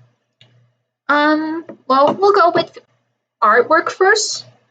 My current inspirations have a long time has always been Brianna Garcia. Her art has been a big inspiration for me.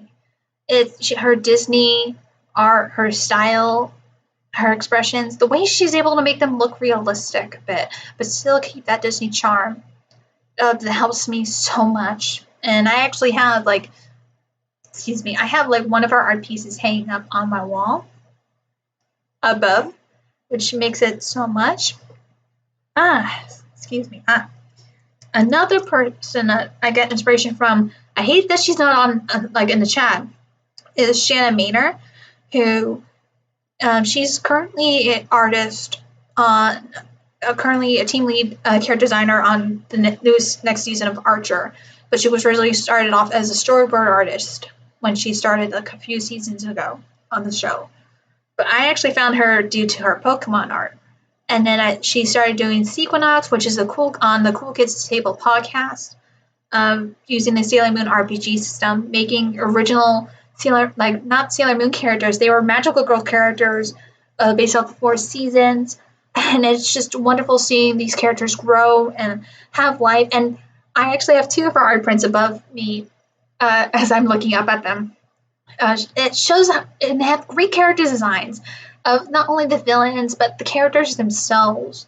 I even have on my wallpaper a piece that she did with them at the diner, which is one of the locations in the RPG. Like her and Jake really want to make a Netflix series out of this so badly, and I agree. It's a great concept, and one that we need is an adult, not a teen adult anime series that would be amazing for magical girls that was done. But for me personally, it'd be cool to have somewhere. I don't know when, but I really hope they are able to do that. If not, then I would love them to do maybe a graphic novel out of it, but we'll see. Do you have little cousins that watch something like Disney Junior or Nick Jr.? I grew up on Disney Junior and Nick Jr. as a kid. I remember as Playhouse Disney. That's how old I am. When I remember Playhouse Disney. They still use it, but now they call it Disney Junior. And I remember Nick Jr. I grew up on both. I don't have any little cousins anymore. My only little cousins are, one has just turned 16. And I only have my little nieces. And they are my precious, precious little sweeties that I am a cool aunt to. That's all I will say on them. But they are the new crowd now. So, who remembers Samurai Pizza Cats? I do know of that. Never watched it. But I do know of that. I'm having a hard time with the side profile. Let me try and save on that. Because I feel like that would be something for another time. I don't know if I have another page prepared. Look, do I have the border on this set? Yes, I do, but that's a background. You only saw a sneak peek. So what we're gonna do is I'm gonna see if I have any original pieces I have to work on that need to be worked on.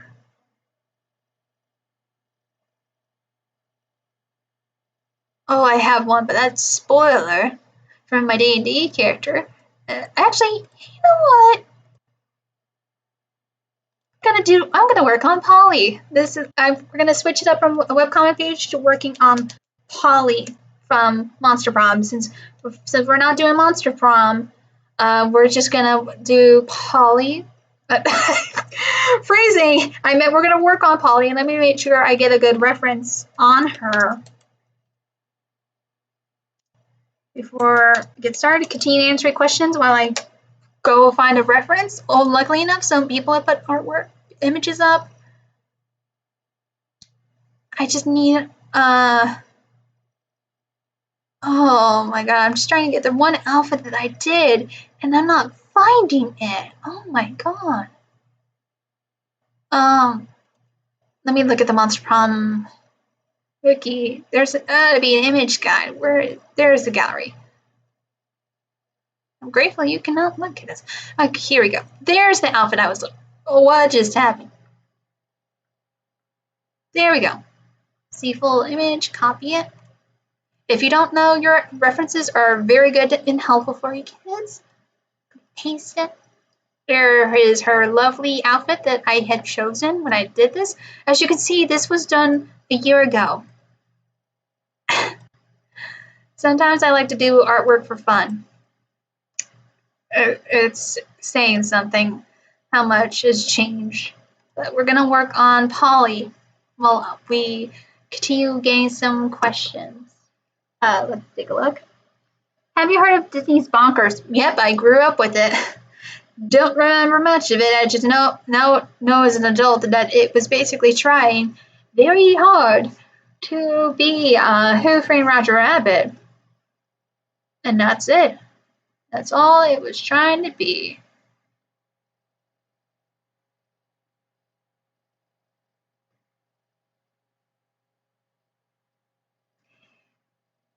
Okay, not bad for girl's first time trying to put these sunglasses nice and pretty.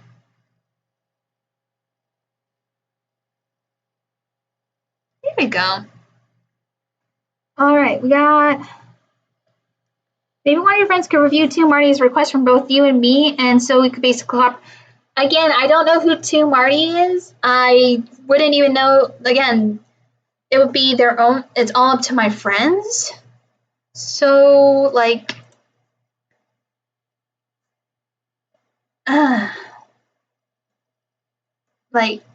just at the moment, like, no. If you give me 1 second.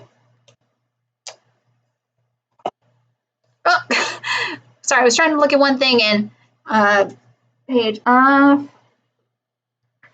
heard of 4Kids, and I've heard. Yes, I know about 4Kids. They were part of Fox Kids News.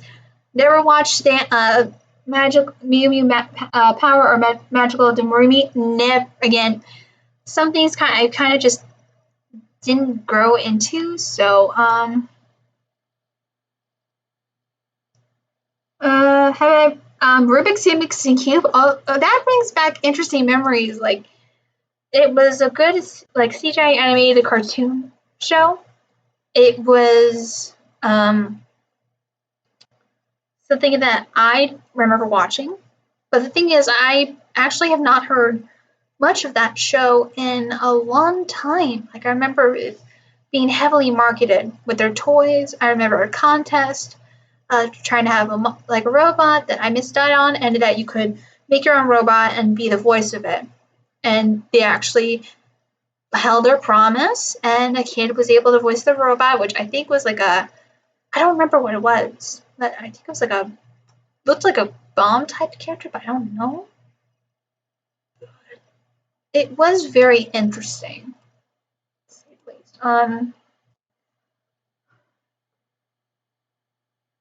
Okay. If we got more questions, go right on ahead. Just I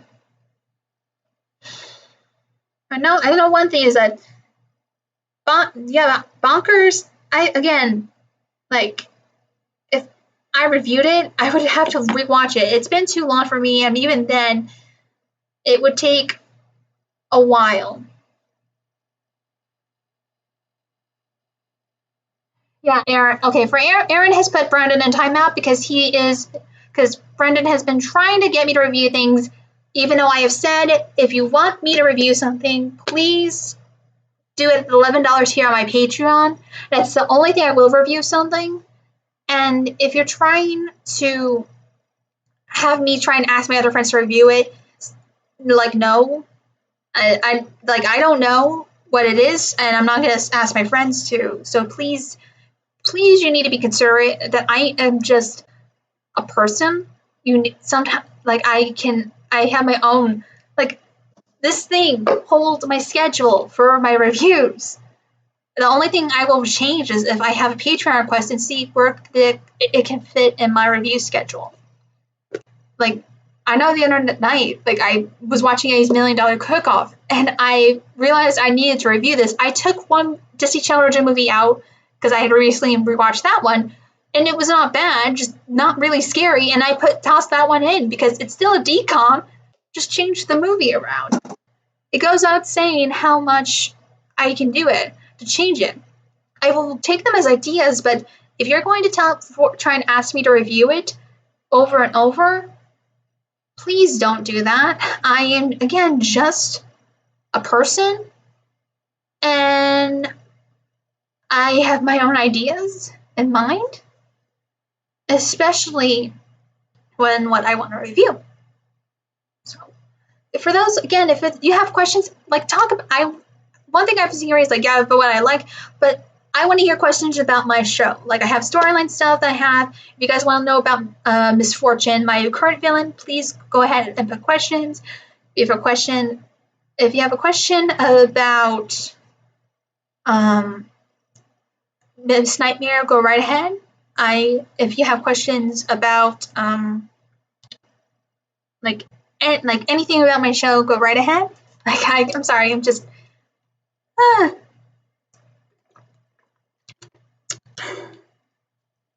talking about and trying not to die. Let me just quickly make sure I save this file before something bad happens, just in case. There we go. Alright. Gonna work a bit on Polly.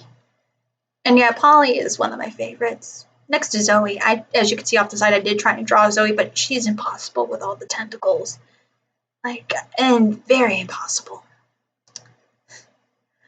But I will say is that the one person that truly can voice Polly is my friend Holly. Her Yes Queen is something for the ages. And it's something that I truly, truly enjoy. We're gonna...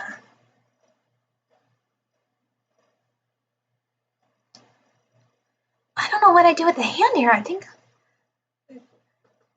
I tried doing that. Okay, we're gonna do a little art thing, guys. If you stay with me, I'm literally gonna do something that actually could be very helpful. I still don't know why I put the art there. There we go. We're gonna lock. We're gonna lock these first, so I don't accidentally do anything more, and then we're going to do something neat. Sometimes if I don't like what I'm doing, I would always if I would show it on when I done my webcomic page, that'd be another time. Like, as you saw, one panel is blank. What I would do is I would usually draw over it, or just try and do free sketching. But as you can see, let me undo this, and I'm actually going to flip this image, if it will allow me to flip it. There we go.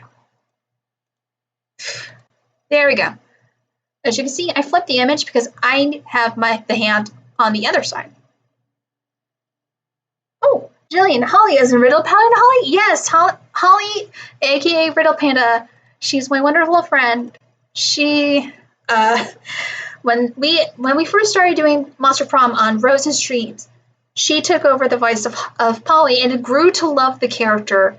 And when I had Holly on my stream, me and all of my friends agree, she is the one that does Polly the most. Her Yes Queen, the way giving her a cool Valley Girl, but also very spirited voice, it makes it so much fun to hear that, and just hearing the character.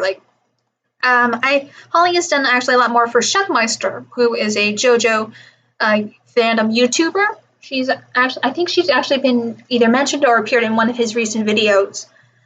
She's been practicing a lot on voiceover work, and actually thanks to Monster Prom for us doing the streams for the characters, she has actually grown to improve on voice acting for herself, and it's just something she's so grateful and that we all did to help her, and she just loves it so much, and it makes it wonderful hearing that, because Holly can be talented. Like when she took over characters for me in the Danganronpa 2 playthrough, she was great taking over for Hiyoko and Mikan. She grew to love one character, but she despised Hiyoko so much. And actually, I cannot say it on here because my friend Aaron hasn't played the game, and I don't want to spoil it for him.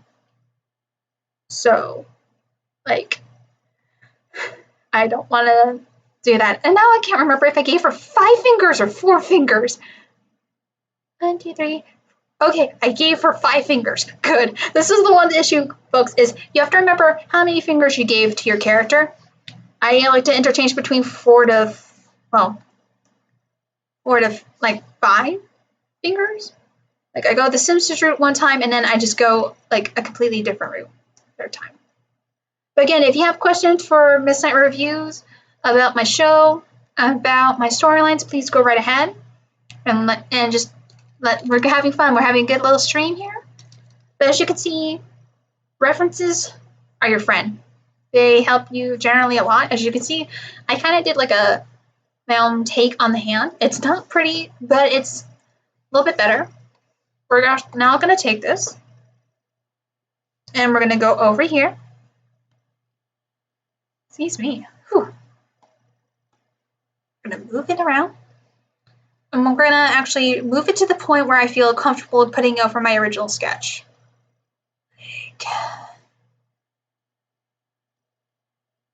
Like so. Like that's actually very good. We're going to keep it like that. And because I already got like layers already built on top, like this one's supposed to be for the hand, we're going to go over here, we're going to change back to black. And like any other sketch, I'm going to go right over it. Like so. And yeah, I know it means that also hand position changes, but we're going to get a better result out of it. As you can see. Like so. Plus, I can also change things as I go along with the design work as well. Ta-da!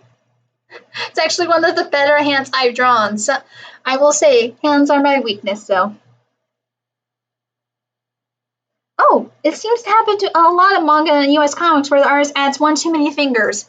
Yeah, sometimes it all depends on the character. Sometimes it will be 4 fingers, sometimes it'll be 5. Sometimes it's easier to draw less digit when you draw. It's why if you saw my webcomic page when I was working on it, you might have noticed that Clara only has 4 fingers. It saves me time to draw, and it gives me time to actually focus on other parts that I wanted to do on my characters. It gives me time to actually figure things out. But it gives me more of a challenge. As you saw for Vicky, I had a hard time trying to figure out her tentacles because I made her that way. It's my fault, but I love her because her design gives me the chance to push myself out and figure out how do I draw her. I have to literally make my hands like this and try and picture it. I would probably look at Squidward pictures, but I don't want to cheat myself. I want to learn from myself and see how it is. Sometimes I will use references, sometimes I will not. It all depends on how it goes. Yes. I'm trying my best to make sure. Oh, I got a question about Tex Avery cartoons. Grew up on Tex Avery. Like, Tex Avery, Warner Brothers, they were my jam as a kid. I think the more notorious... I'm trying to remember if the Dover Boys is a Tex Avery cartoon. If not, I think it's just a Warner Brothers one. But it's still generally a great one, but I think the Red Riding Hood one is my favorite from Tex Avery. It just has a nice reinvention of Little Red Riding Hood. And it's great.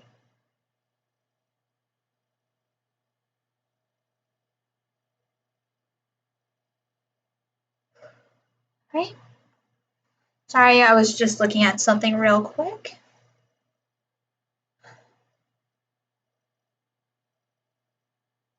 I'm not happy with that, how that's looking.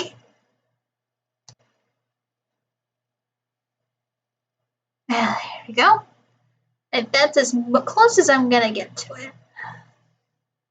Alright. Just trying to look at, alright. Oh, Phil, I hear your references. There are times I feel my line of action is much better, but the anatomy is off. And other times I work and get the anatomy right, but it's two-step. No, I completely understand.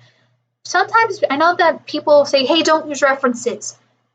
Nowadays, references have your friend. As you can see, yeah, I have a color reference, but I'm also lucky I had that hand reference from Polly holding her sunglasses because I couldn't tell from my old self how the hand was when she was holding her sunglasses when I drew her. So it goes without saying that references can be your best friend. They can help you, they can improve on you. And it doesn't hurt to actually grow on those designs to just become something different.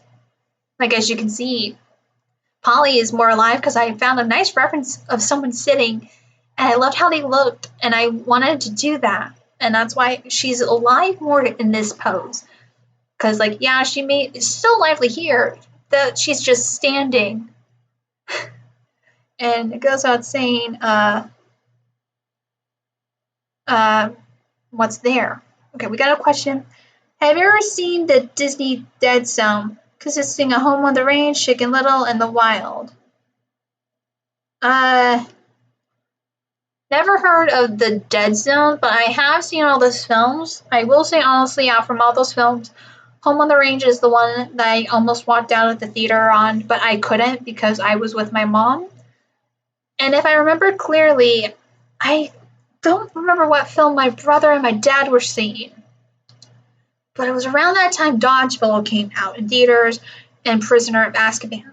But it wasn't Harry Potter because I loved Harry Potter. And I saw that in theaters. So I have a very strong feeling my brother and my dad went to see Dodgeball. But again, this was years ago and I don't remember.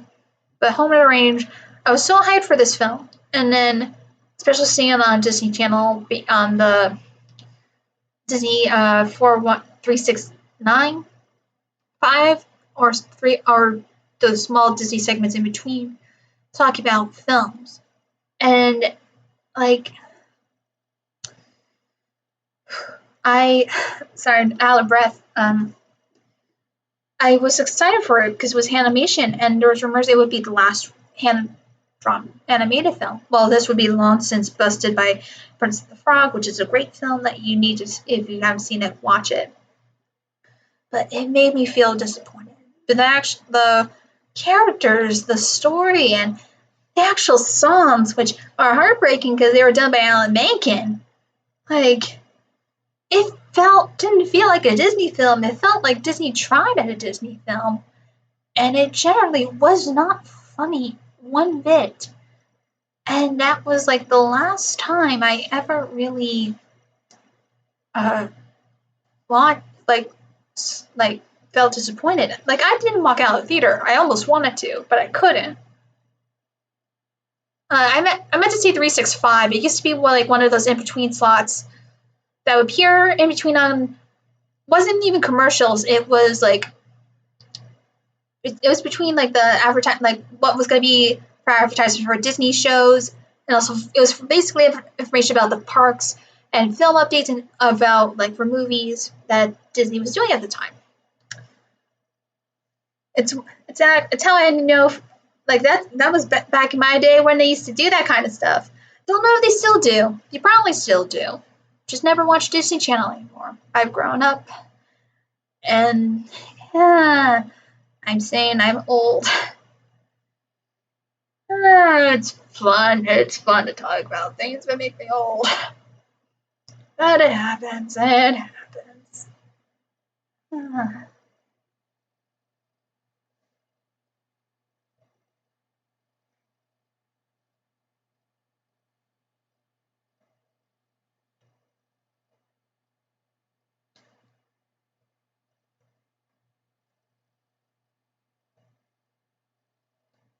Oh, that's a good style I did on the neck there. Yeah. Huh. Not bad.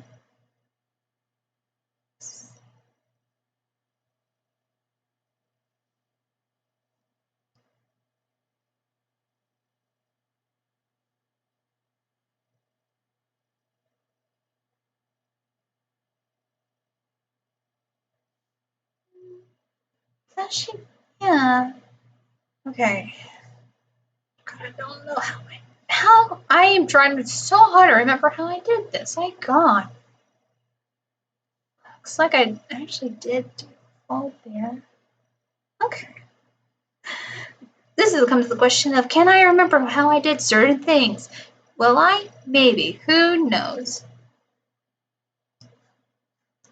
What game consoles did I play? The original Nintendo 64, original PlayStation, original Sega. I grew up GameCube.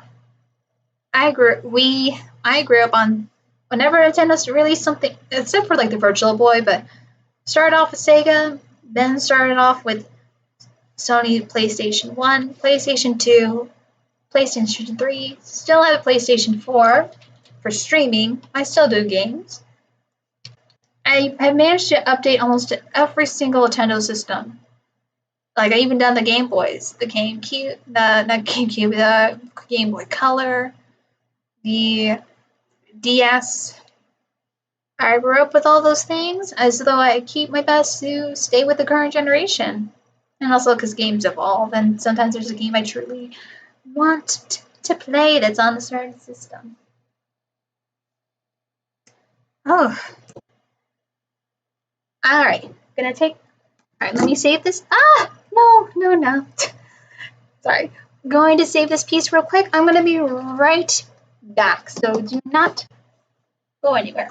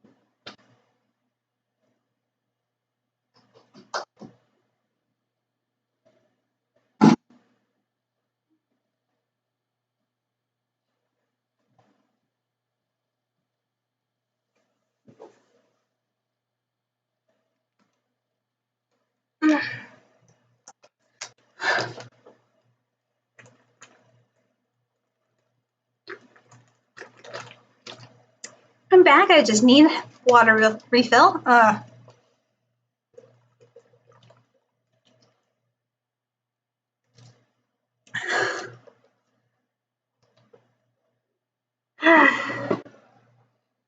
Hopefully that's not picking up. My neighbors are being loud outside.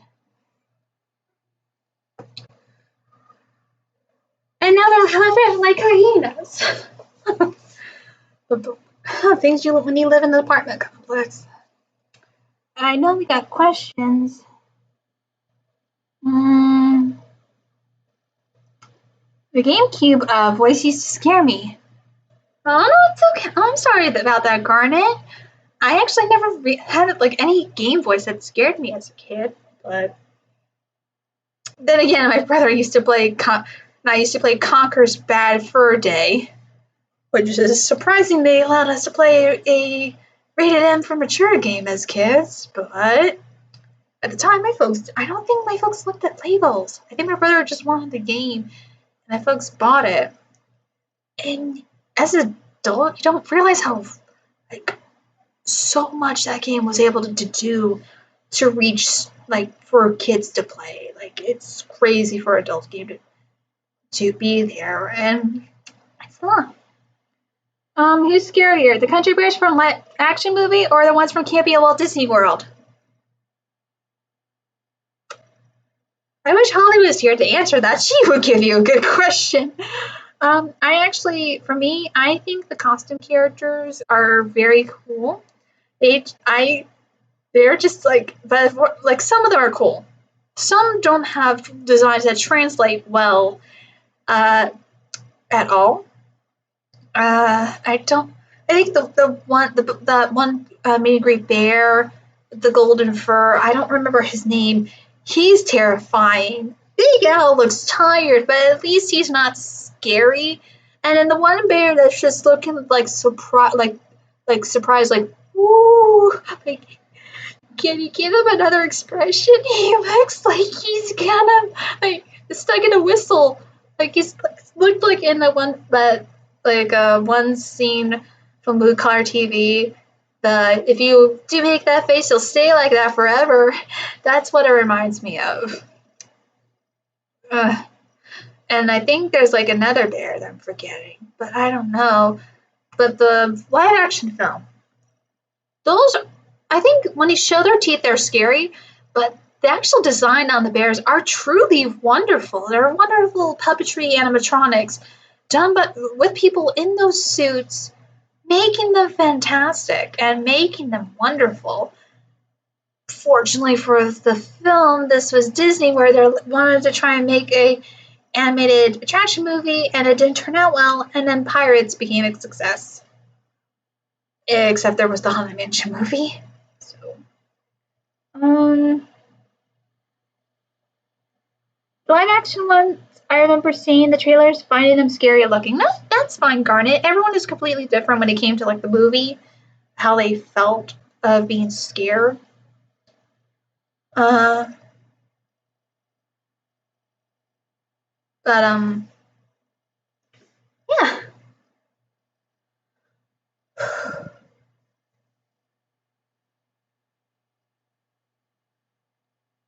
All right, but if you have questions about my own show, just let me know. Like I also have like if anyone wants to hear me with stories about Rise of the Resistance, that I will be appearing on Tony aka Some Jerk with a Karen's Log. If you want to know my inside of the ride before this whole mess went down, I'm willing to tell my story if you're all willing to hear it. And also, that I did a very good job drawing Polly's boob there. Oh, we're doing good at Jeff. We got could not be any scary looking than the Cats movie. The CGI models were scary. Jeff, I think I'm the only one who was just bored by Cats. No, it's fine, Jeff. You were bored by it. I only saw snippets from when from Musicals and Cheese with Stealing Focus and Diva did the Cats showing on Musical with Cheese's channel. Shit, oh my god. Even though it just showed snippets of it, it looked terrible and horrifying. I knew about the cockroach people. I did not need to know about the mice children. That looked horrifying. Like wasn't even watching the movie. Seeing a piece of it made me horrified. And before I review Ask, I will not review Cats. I might review the stage version because I've seen the film stage version. I will only review the 2019 movie if you'd made a Patreon request. But I know none of you would be that mad. Wait, Tifa's one. No, she's not watching the stream. Jillian, Cats was an experience. Oh no, Jillian, you went to go see it. I'm so sorry. I know everyone has their own experience, though it's also kind of strange. I've been following Little Karibo, and he's been tweeting and watching like Cats not stop, and I'm very concerned. I know he's enjoying it, but I'm very concerned that Cats has taken over, and he's basically said, "Oh, I wonder if people are gonna ask, what did you do during the stay at home?" Cats, like. I am. I don't know. Oh, Cats. Cats is an experience, none like any other. Hey, not bad. Ignore me. I'm making nice comments on my art.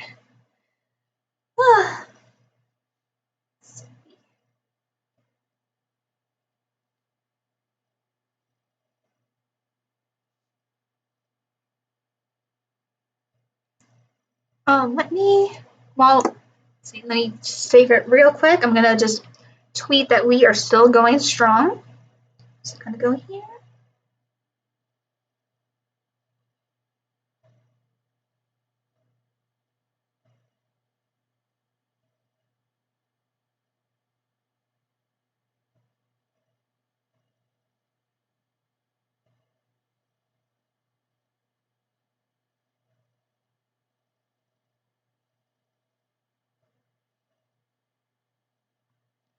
There we go. Oh no! Turned my phone off from the chat. Oh my god. There you go. Let's see. Yep, I saw Jillian said, yep, I saw it in the theaters because I wanted to know how bad it was. I don't blame you, but save your money for another film. You don't need to rewatch it again. Jeff said, if you drink every time they say Jellicle, you won't last the first 10 minutes. That's very... And Jillian said, holy shit, you're right. Yeah. Do not drink while watching Cats. Please be very cautious if you decide to play that drinking game, or else you will die. Do not die. I don't want my audience to die.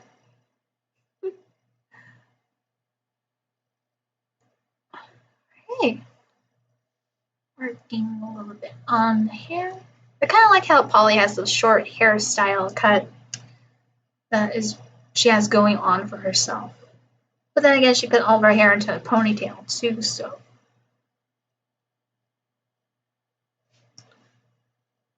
Okay.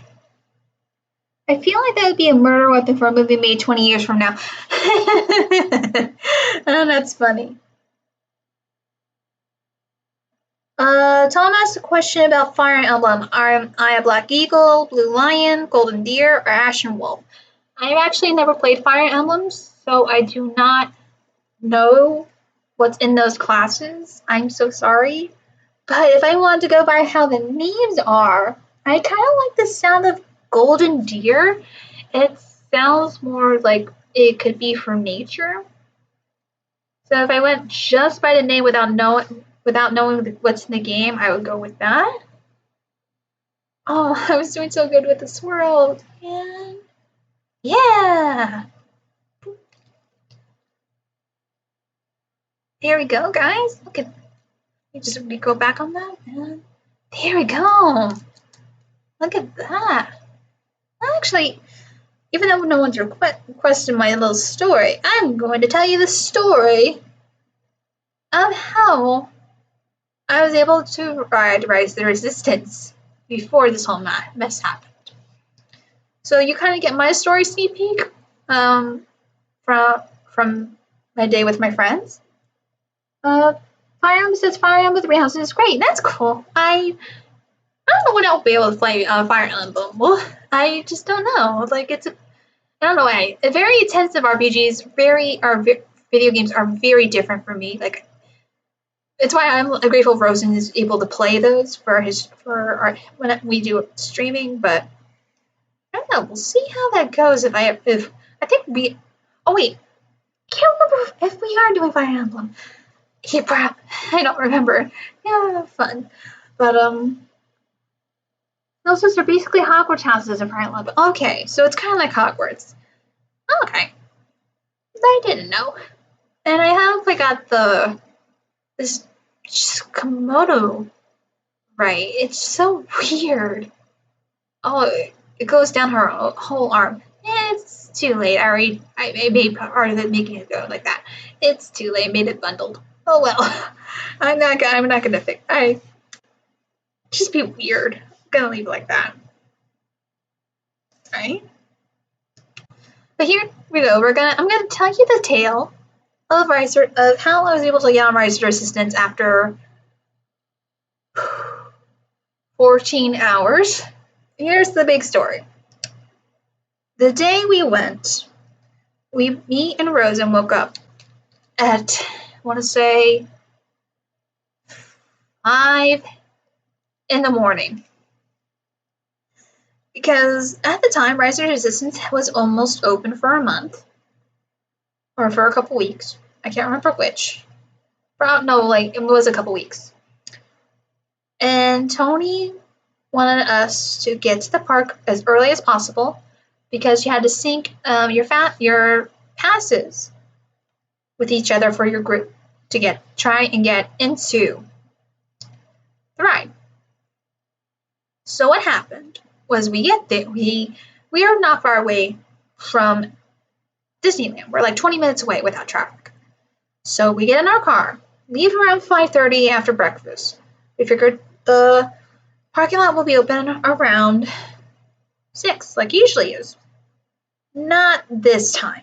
because of the circumstances, how people were literally waiting outside the parking lot with their cars. They weren't going to open until 7 o'clock. So we had to turn around like everybody else. We parked off to the side away from Disneyland and trying to figure out what to do. We relayed our information to our friends who were awake, and we were waiting and waiting until time passed. And then we had to go back. We got back there around 6:45 after driving a little bit around Anaheim. And we waited in a long line to be let in to the parking garage so we can park our car and get there safely.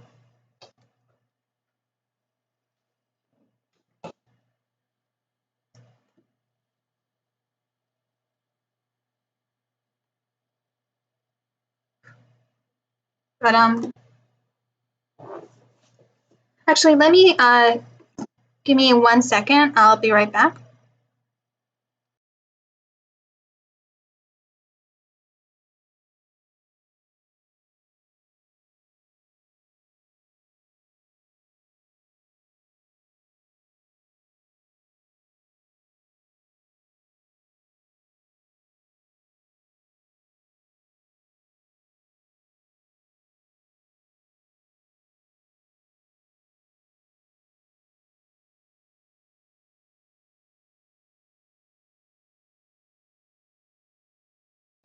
Okay, sorry about that.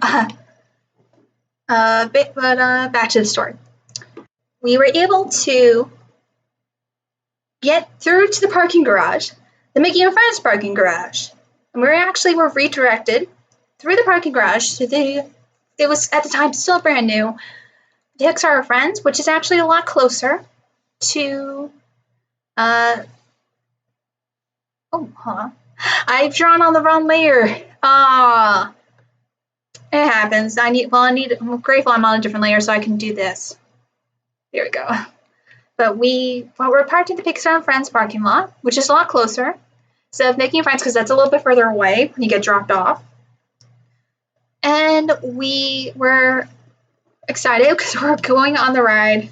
I was very excited. And on our way down to security check, we were able to find Tony. He was on our same level, parked on the same level as us. We had filmed, and as we were filming for his video, not Tony, Dave, aka Doggins, and Lukeski were also able to come in to the same time. And also our friend Chris Nevergall, who, if you never heard Chris Nevergall, he has Remains Seated with Chris, which is a very good, informative show. He is one of our friends, and he is a very sweet guy that I'm happy to work with. And that's all you'll get from me at the moment when I say that. But we all were able to meet each other right as we were filming the vlog, so we were all able to get in. Because here's the thing: when you go to Disneyland, even though you get there early, you're like, okay, we're gonna get here on time. The one thing that's gonna make you set back by 20 minutes or so is parking, walking out of the garage, going through security, and then waiting to get on and off the tram. That takes roughly, altogether, that would take about 20 minutes. And that's exactly what happened. It took 20 minutes. And then we were able to get there. And luckily for us, Dave's fiance, Alessandra, she actually got there early to get a spot in, right near the entrance. But we learned as soon as we were getting there that they let certain groups of people in early, but they didn't have the park open. So we had to wait to be let in because Alessandra went inside to the Starbucks and of Disneyland. So we had to wait for her. Luckily enough, as soon as they were letting us in, Alessandra was near the entrance. We were all able to sync our passes up. We were waiting, but then our friend Morgan wasn't there yet. And we were worried when Morgan was going to get there in time. But luckily enough, Chris had texted her, got her annual pass picture, which was able to scan from the phone, which is surprising. And each of us all had everybody, because we needed multiple chances to try and get onto the ride. Because we wanted to go on the ride. I wanted to go on the ride. It was the first time I was ever going to get an opening experience of an attraction that was new. And I was very excited, because I love Galaxy's Edge. It's very wonderfully themed. And it's just fantastic. And then we had to play the waiting game. So when it got to around 7:40, 7:50, I was on my phone on the Disneyland app, just hitting refresh every second, waiting like everybody else.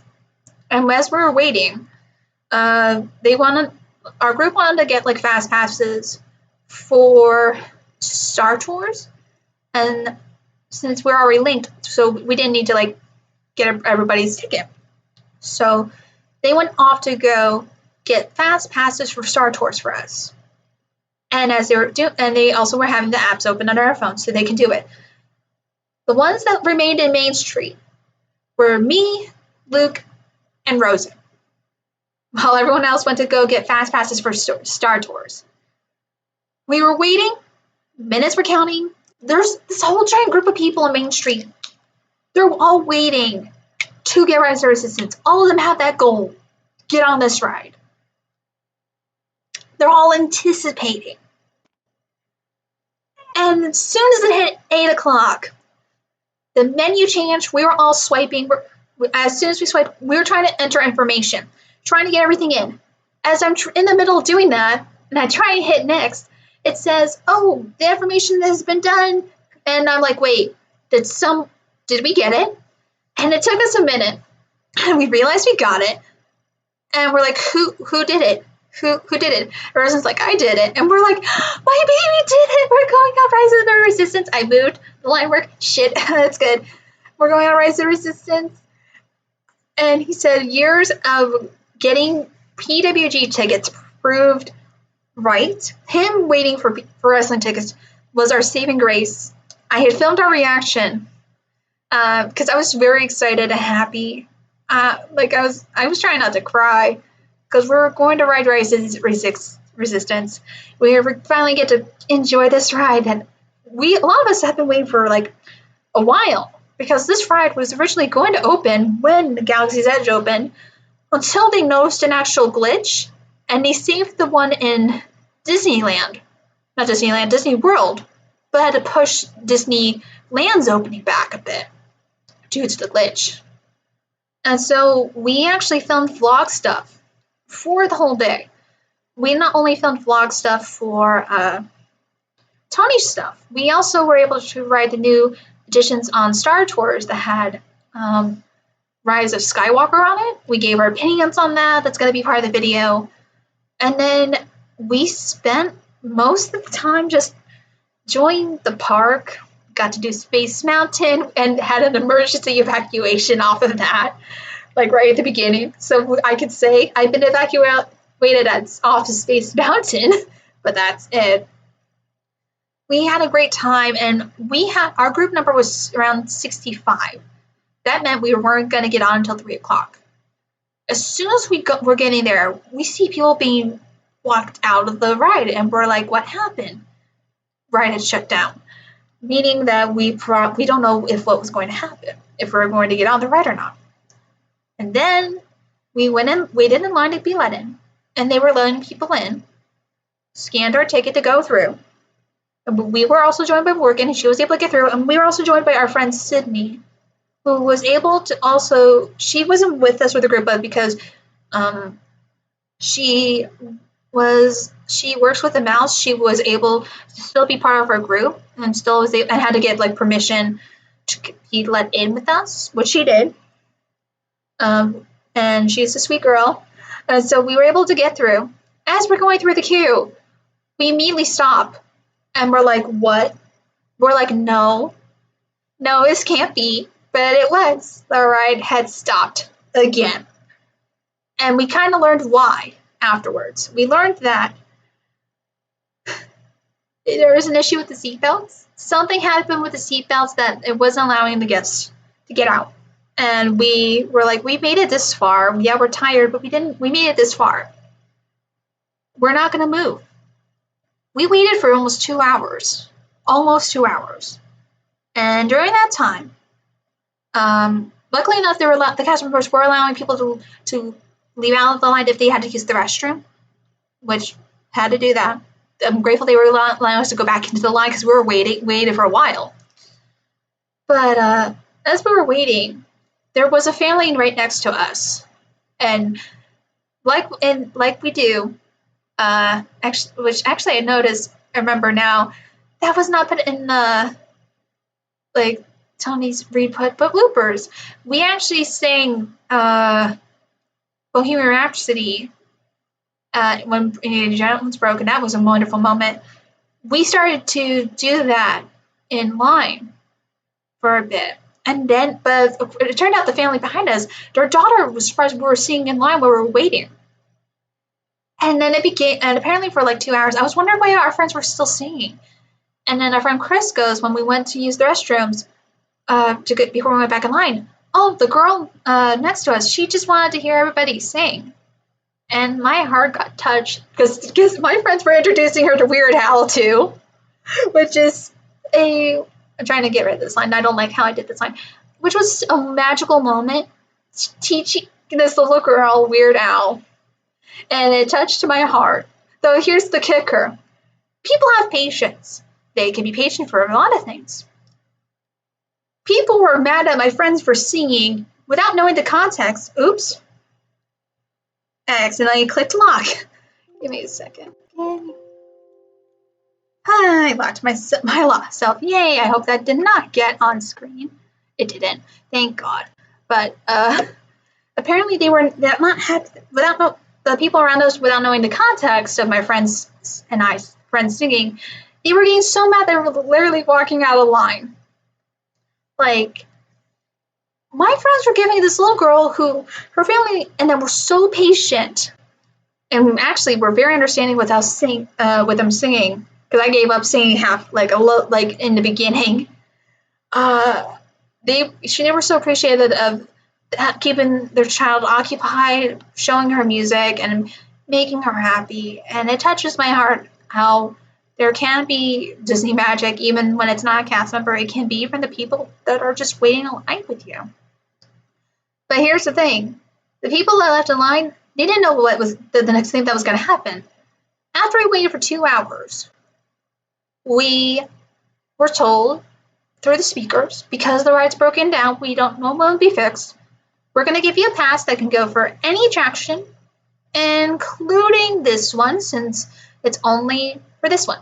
No, they gave us a pass just for Rise of Resistance, and they didn't know when the ride would be back open. We were disappointed and defeated, but then also we were hungry.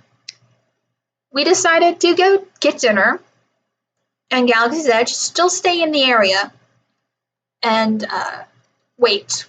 We all got food, great Galaxy's Edge food, and we were waiting, and waiting, refreshing on our phones, and waiting. And then as I was looking at my phone, the numbers were moving up and up. And I went, hey guys, the ride is back open. They're like, are you sure? They thought it was a fluke. And I said, I can go and look. I'm the fastest power walker here.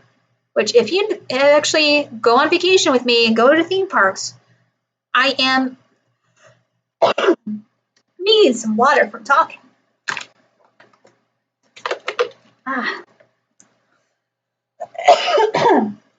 Throat's getting dry. Excuse me. I am pretty fast for walking in parks. In theme parks, most definitely. So they said, go ahead. I power walked all the way back to Rise of Resistance entrance. And I had to ask the cast member, are you really open? And they said yes. And as soon as they said yes, I texted my friends, the ride's back open, get back here now. And they did. And we were able to go on the ride through the Fast Pass queue. And dear God, without spoiling it, it's the best technical ride I have ever seen Disney do. It made me feel happy. It just got in here. It's a ride that shows what Disney can do. It's a ride that is the best of combining every single piece of technology Disney has ever done in their life. And it makes it exciting.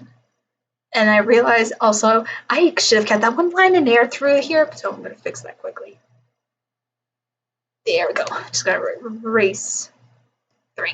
There we go. Anyway, after we went off the ride, we did our final thoughts. For me, once the parks to reopen, if you're able to go on Rise of Resistance, it's one of the best rides Disney has done, and it showcases why they are great at what they do.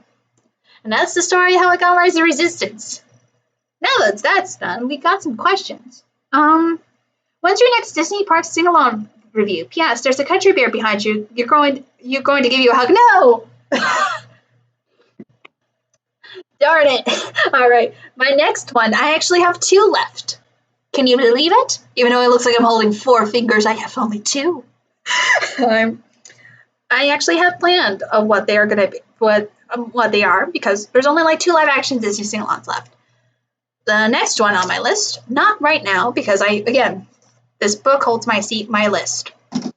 The next one will be the Pongo and Perdita, which is basically a big advertisement on the live action 101 Dalmatians films at the time, which are very cool live action remakes.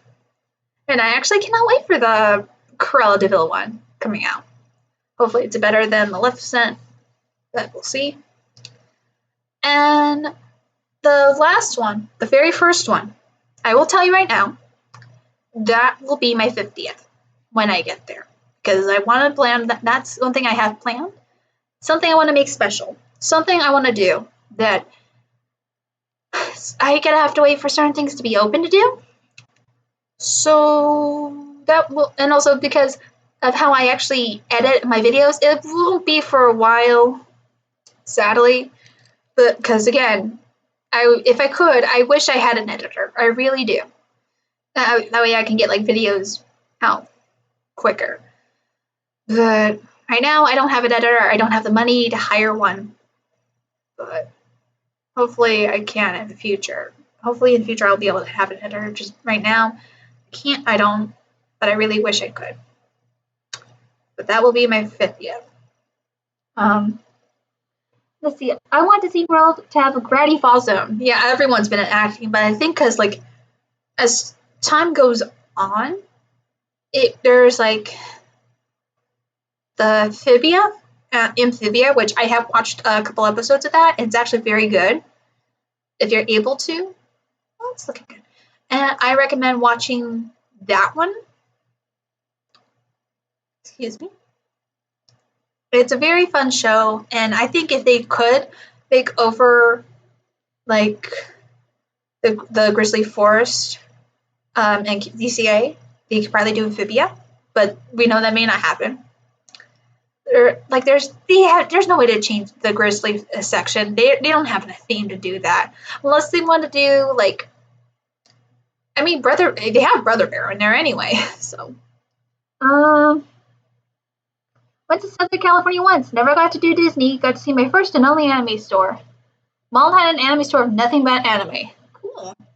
Hopefully, maybe when this mess is over, you're finally able to do Disneyland when this is over. But that we'll see how that goes.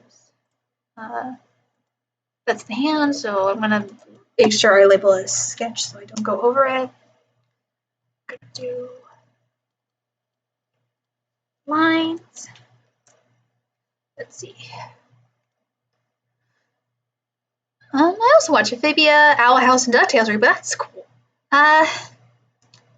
Okay. Going on for almost 2.5 hours. Wow. I think we're gonna save this. I'm going to answer a couple more questions and we're going to wrap things up because I think me talking about the story got my throat. So I want to answer 2 more questions and we're going to end the stream. If I do get questions, we'll see.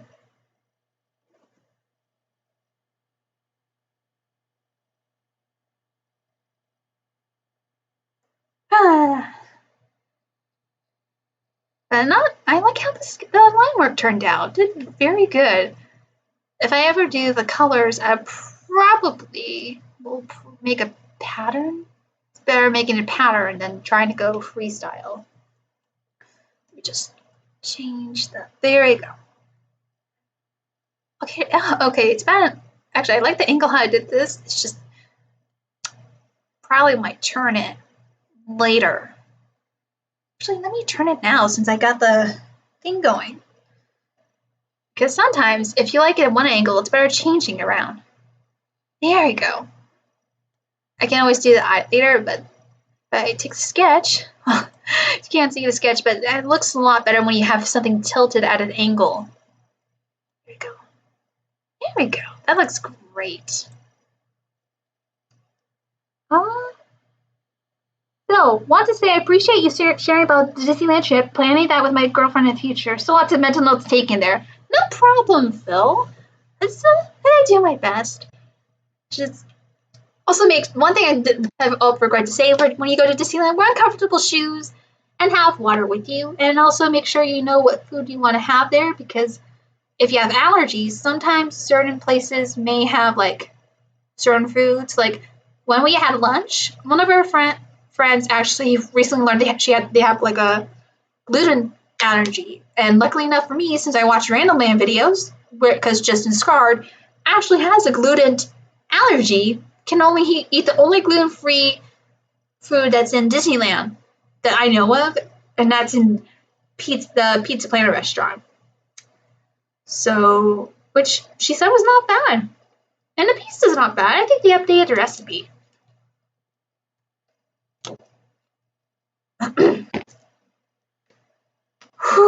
Also, because I was saying that it's been a while since I've done a stream because I have not talked so much with my throat in a long time. And also, I think the reason I talk so much is because I usually have other people to balance me out. Which, again, we get to learn, we get to grow. And also, guess what I just realized? Since I'm lucky enough we're still on Polly, what's through her hand?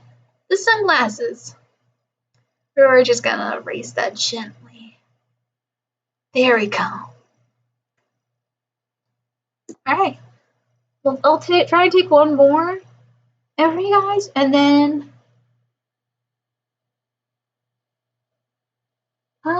cool. Oh, and they also have diet cheese substitute for dairy allergies too. That's very cool to know. Like that's always a good thing for any theme park. If you are allergic to something, try and look. Like for a moment, like when I had this very good recipe from Pandora, I just wanted to know what the ingredients were, and for a second I almost scared the cast member, thinking I almost was allergic, and then I'm like, no, I just wanted to know what the ingredients are. I think they're very good. And luckily enough, the chef did have like what they had, and like, excuse me. But the thing is, like, I did apologize to the cast member because I told him, like, I genuinely enjoyed the food. It's very good. I just was curious what the food is because you can't tell what's on there. So, Garnet's last question. You remember those Furbies? Oh, I remember them. I used to kind of like them. Now, as an adult, I don't know what I was thinking. I really don't know what I was thinking. I mean, yeah, Furbies have made a comeback, but they're not for me anymore. If you like them, that's fine. They're just not for me anymore. That's a big nostalgia overload, but that's actually a fun, interesting question to like go off on to end this on, but which I think I will end this now. Let me just close out. Nope, actually, wow. Apparently, even when I click out of Clip Studio Paint, it leaves it up on there because I know I have it open, but I'm going to close I'm gonna save it, close it. There we go. All right, guys. I'm gonna also close up the app there. All right. I just want to say thank you all so much for joining me. It's been forever since I've done one of these, and I actually feel a lot clearer doing this because I've been wanting to do this for a while. It's just I didn't have the time, and even though I do have all the time, just been a bit. I don't know when I'll do another stream. I definitely want to do another one of these again. I know what you'll say, do one for your 8th year anniversary. Can, because that's Rosen and I's anniversary that day. So I would probably be doing something with him instead. So but I might do a stream maybe that weekend. Just maybe another art stream Q&A. Because we did pretty well for how we did for a number of hours we've done. So I want to say thank you all so much for joining me. If you want to help support the show, you become a patron today at patreon.com/nightmareproductions. You can follow me on Twitter at msnightmare24. You follow me on Instagram at Midnight Reviews. If you want to get some merchandise, you can go to my TeePublic store in the description below. You can also read my webcomic, The Monster Homebrew, the first few pages, which I think next week I'll go back to re-uploading pages up next week on Webtoon in the description below. And that is all I have for you guys right now. I'm going to also end the stream besides myself talking. I'm going to get my fiancé out of the hot bedroom. So I hope you all have a great night. Please stay safe. We're all in this together. I know it's a tough time. I mean, my friend Emily from Stealing Focus said we hit 50 days. 50 days for the state of California. Not saying something. We are all I know everyone's in a different state. We're all in different states of when they want to reopen. It'll be a while for me where my position is, but we're all in this together. I want all of you to stay safe.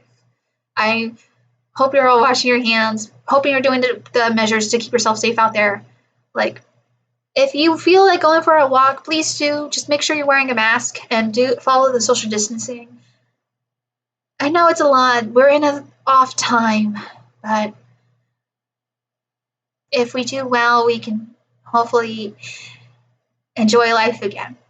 And hopefully we'll have that happiness to do the things we love doing. And immediately Matthew goes for high school musical reference. Bravo, good sir. Bravo. Oh.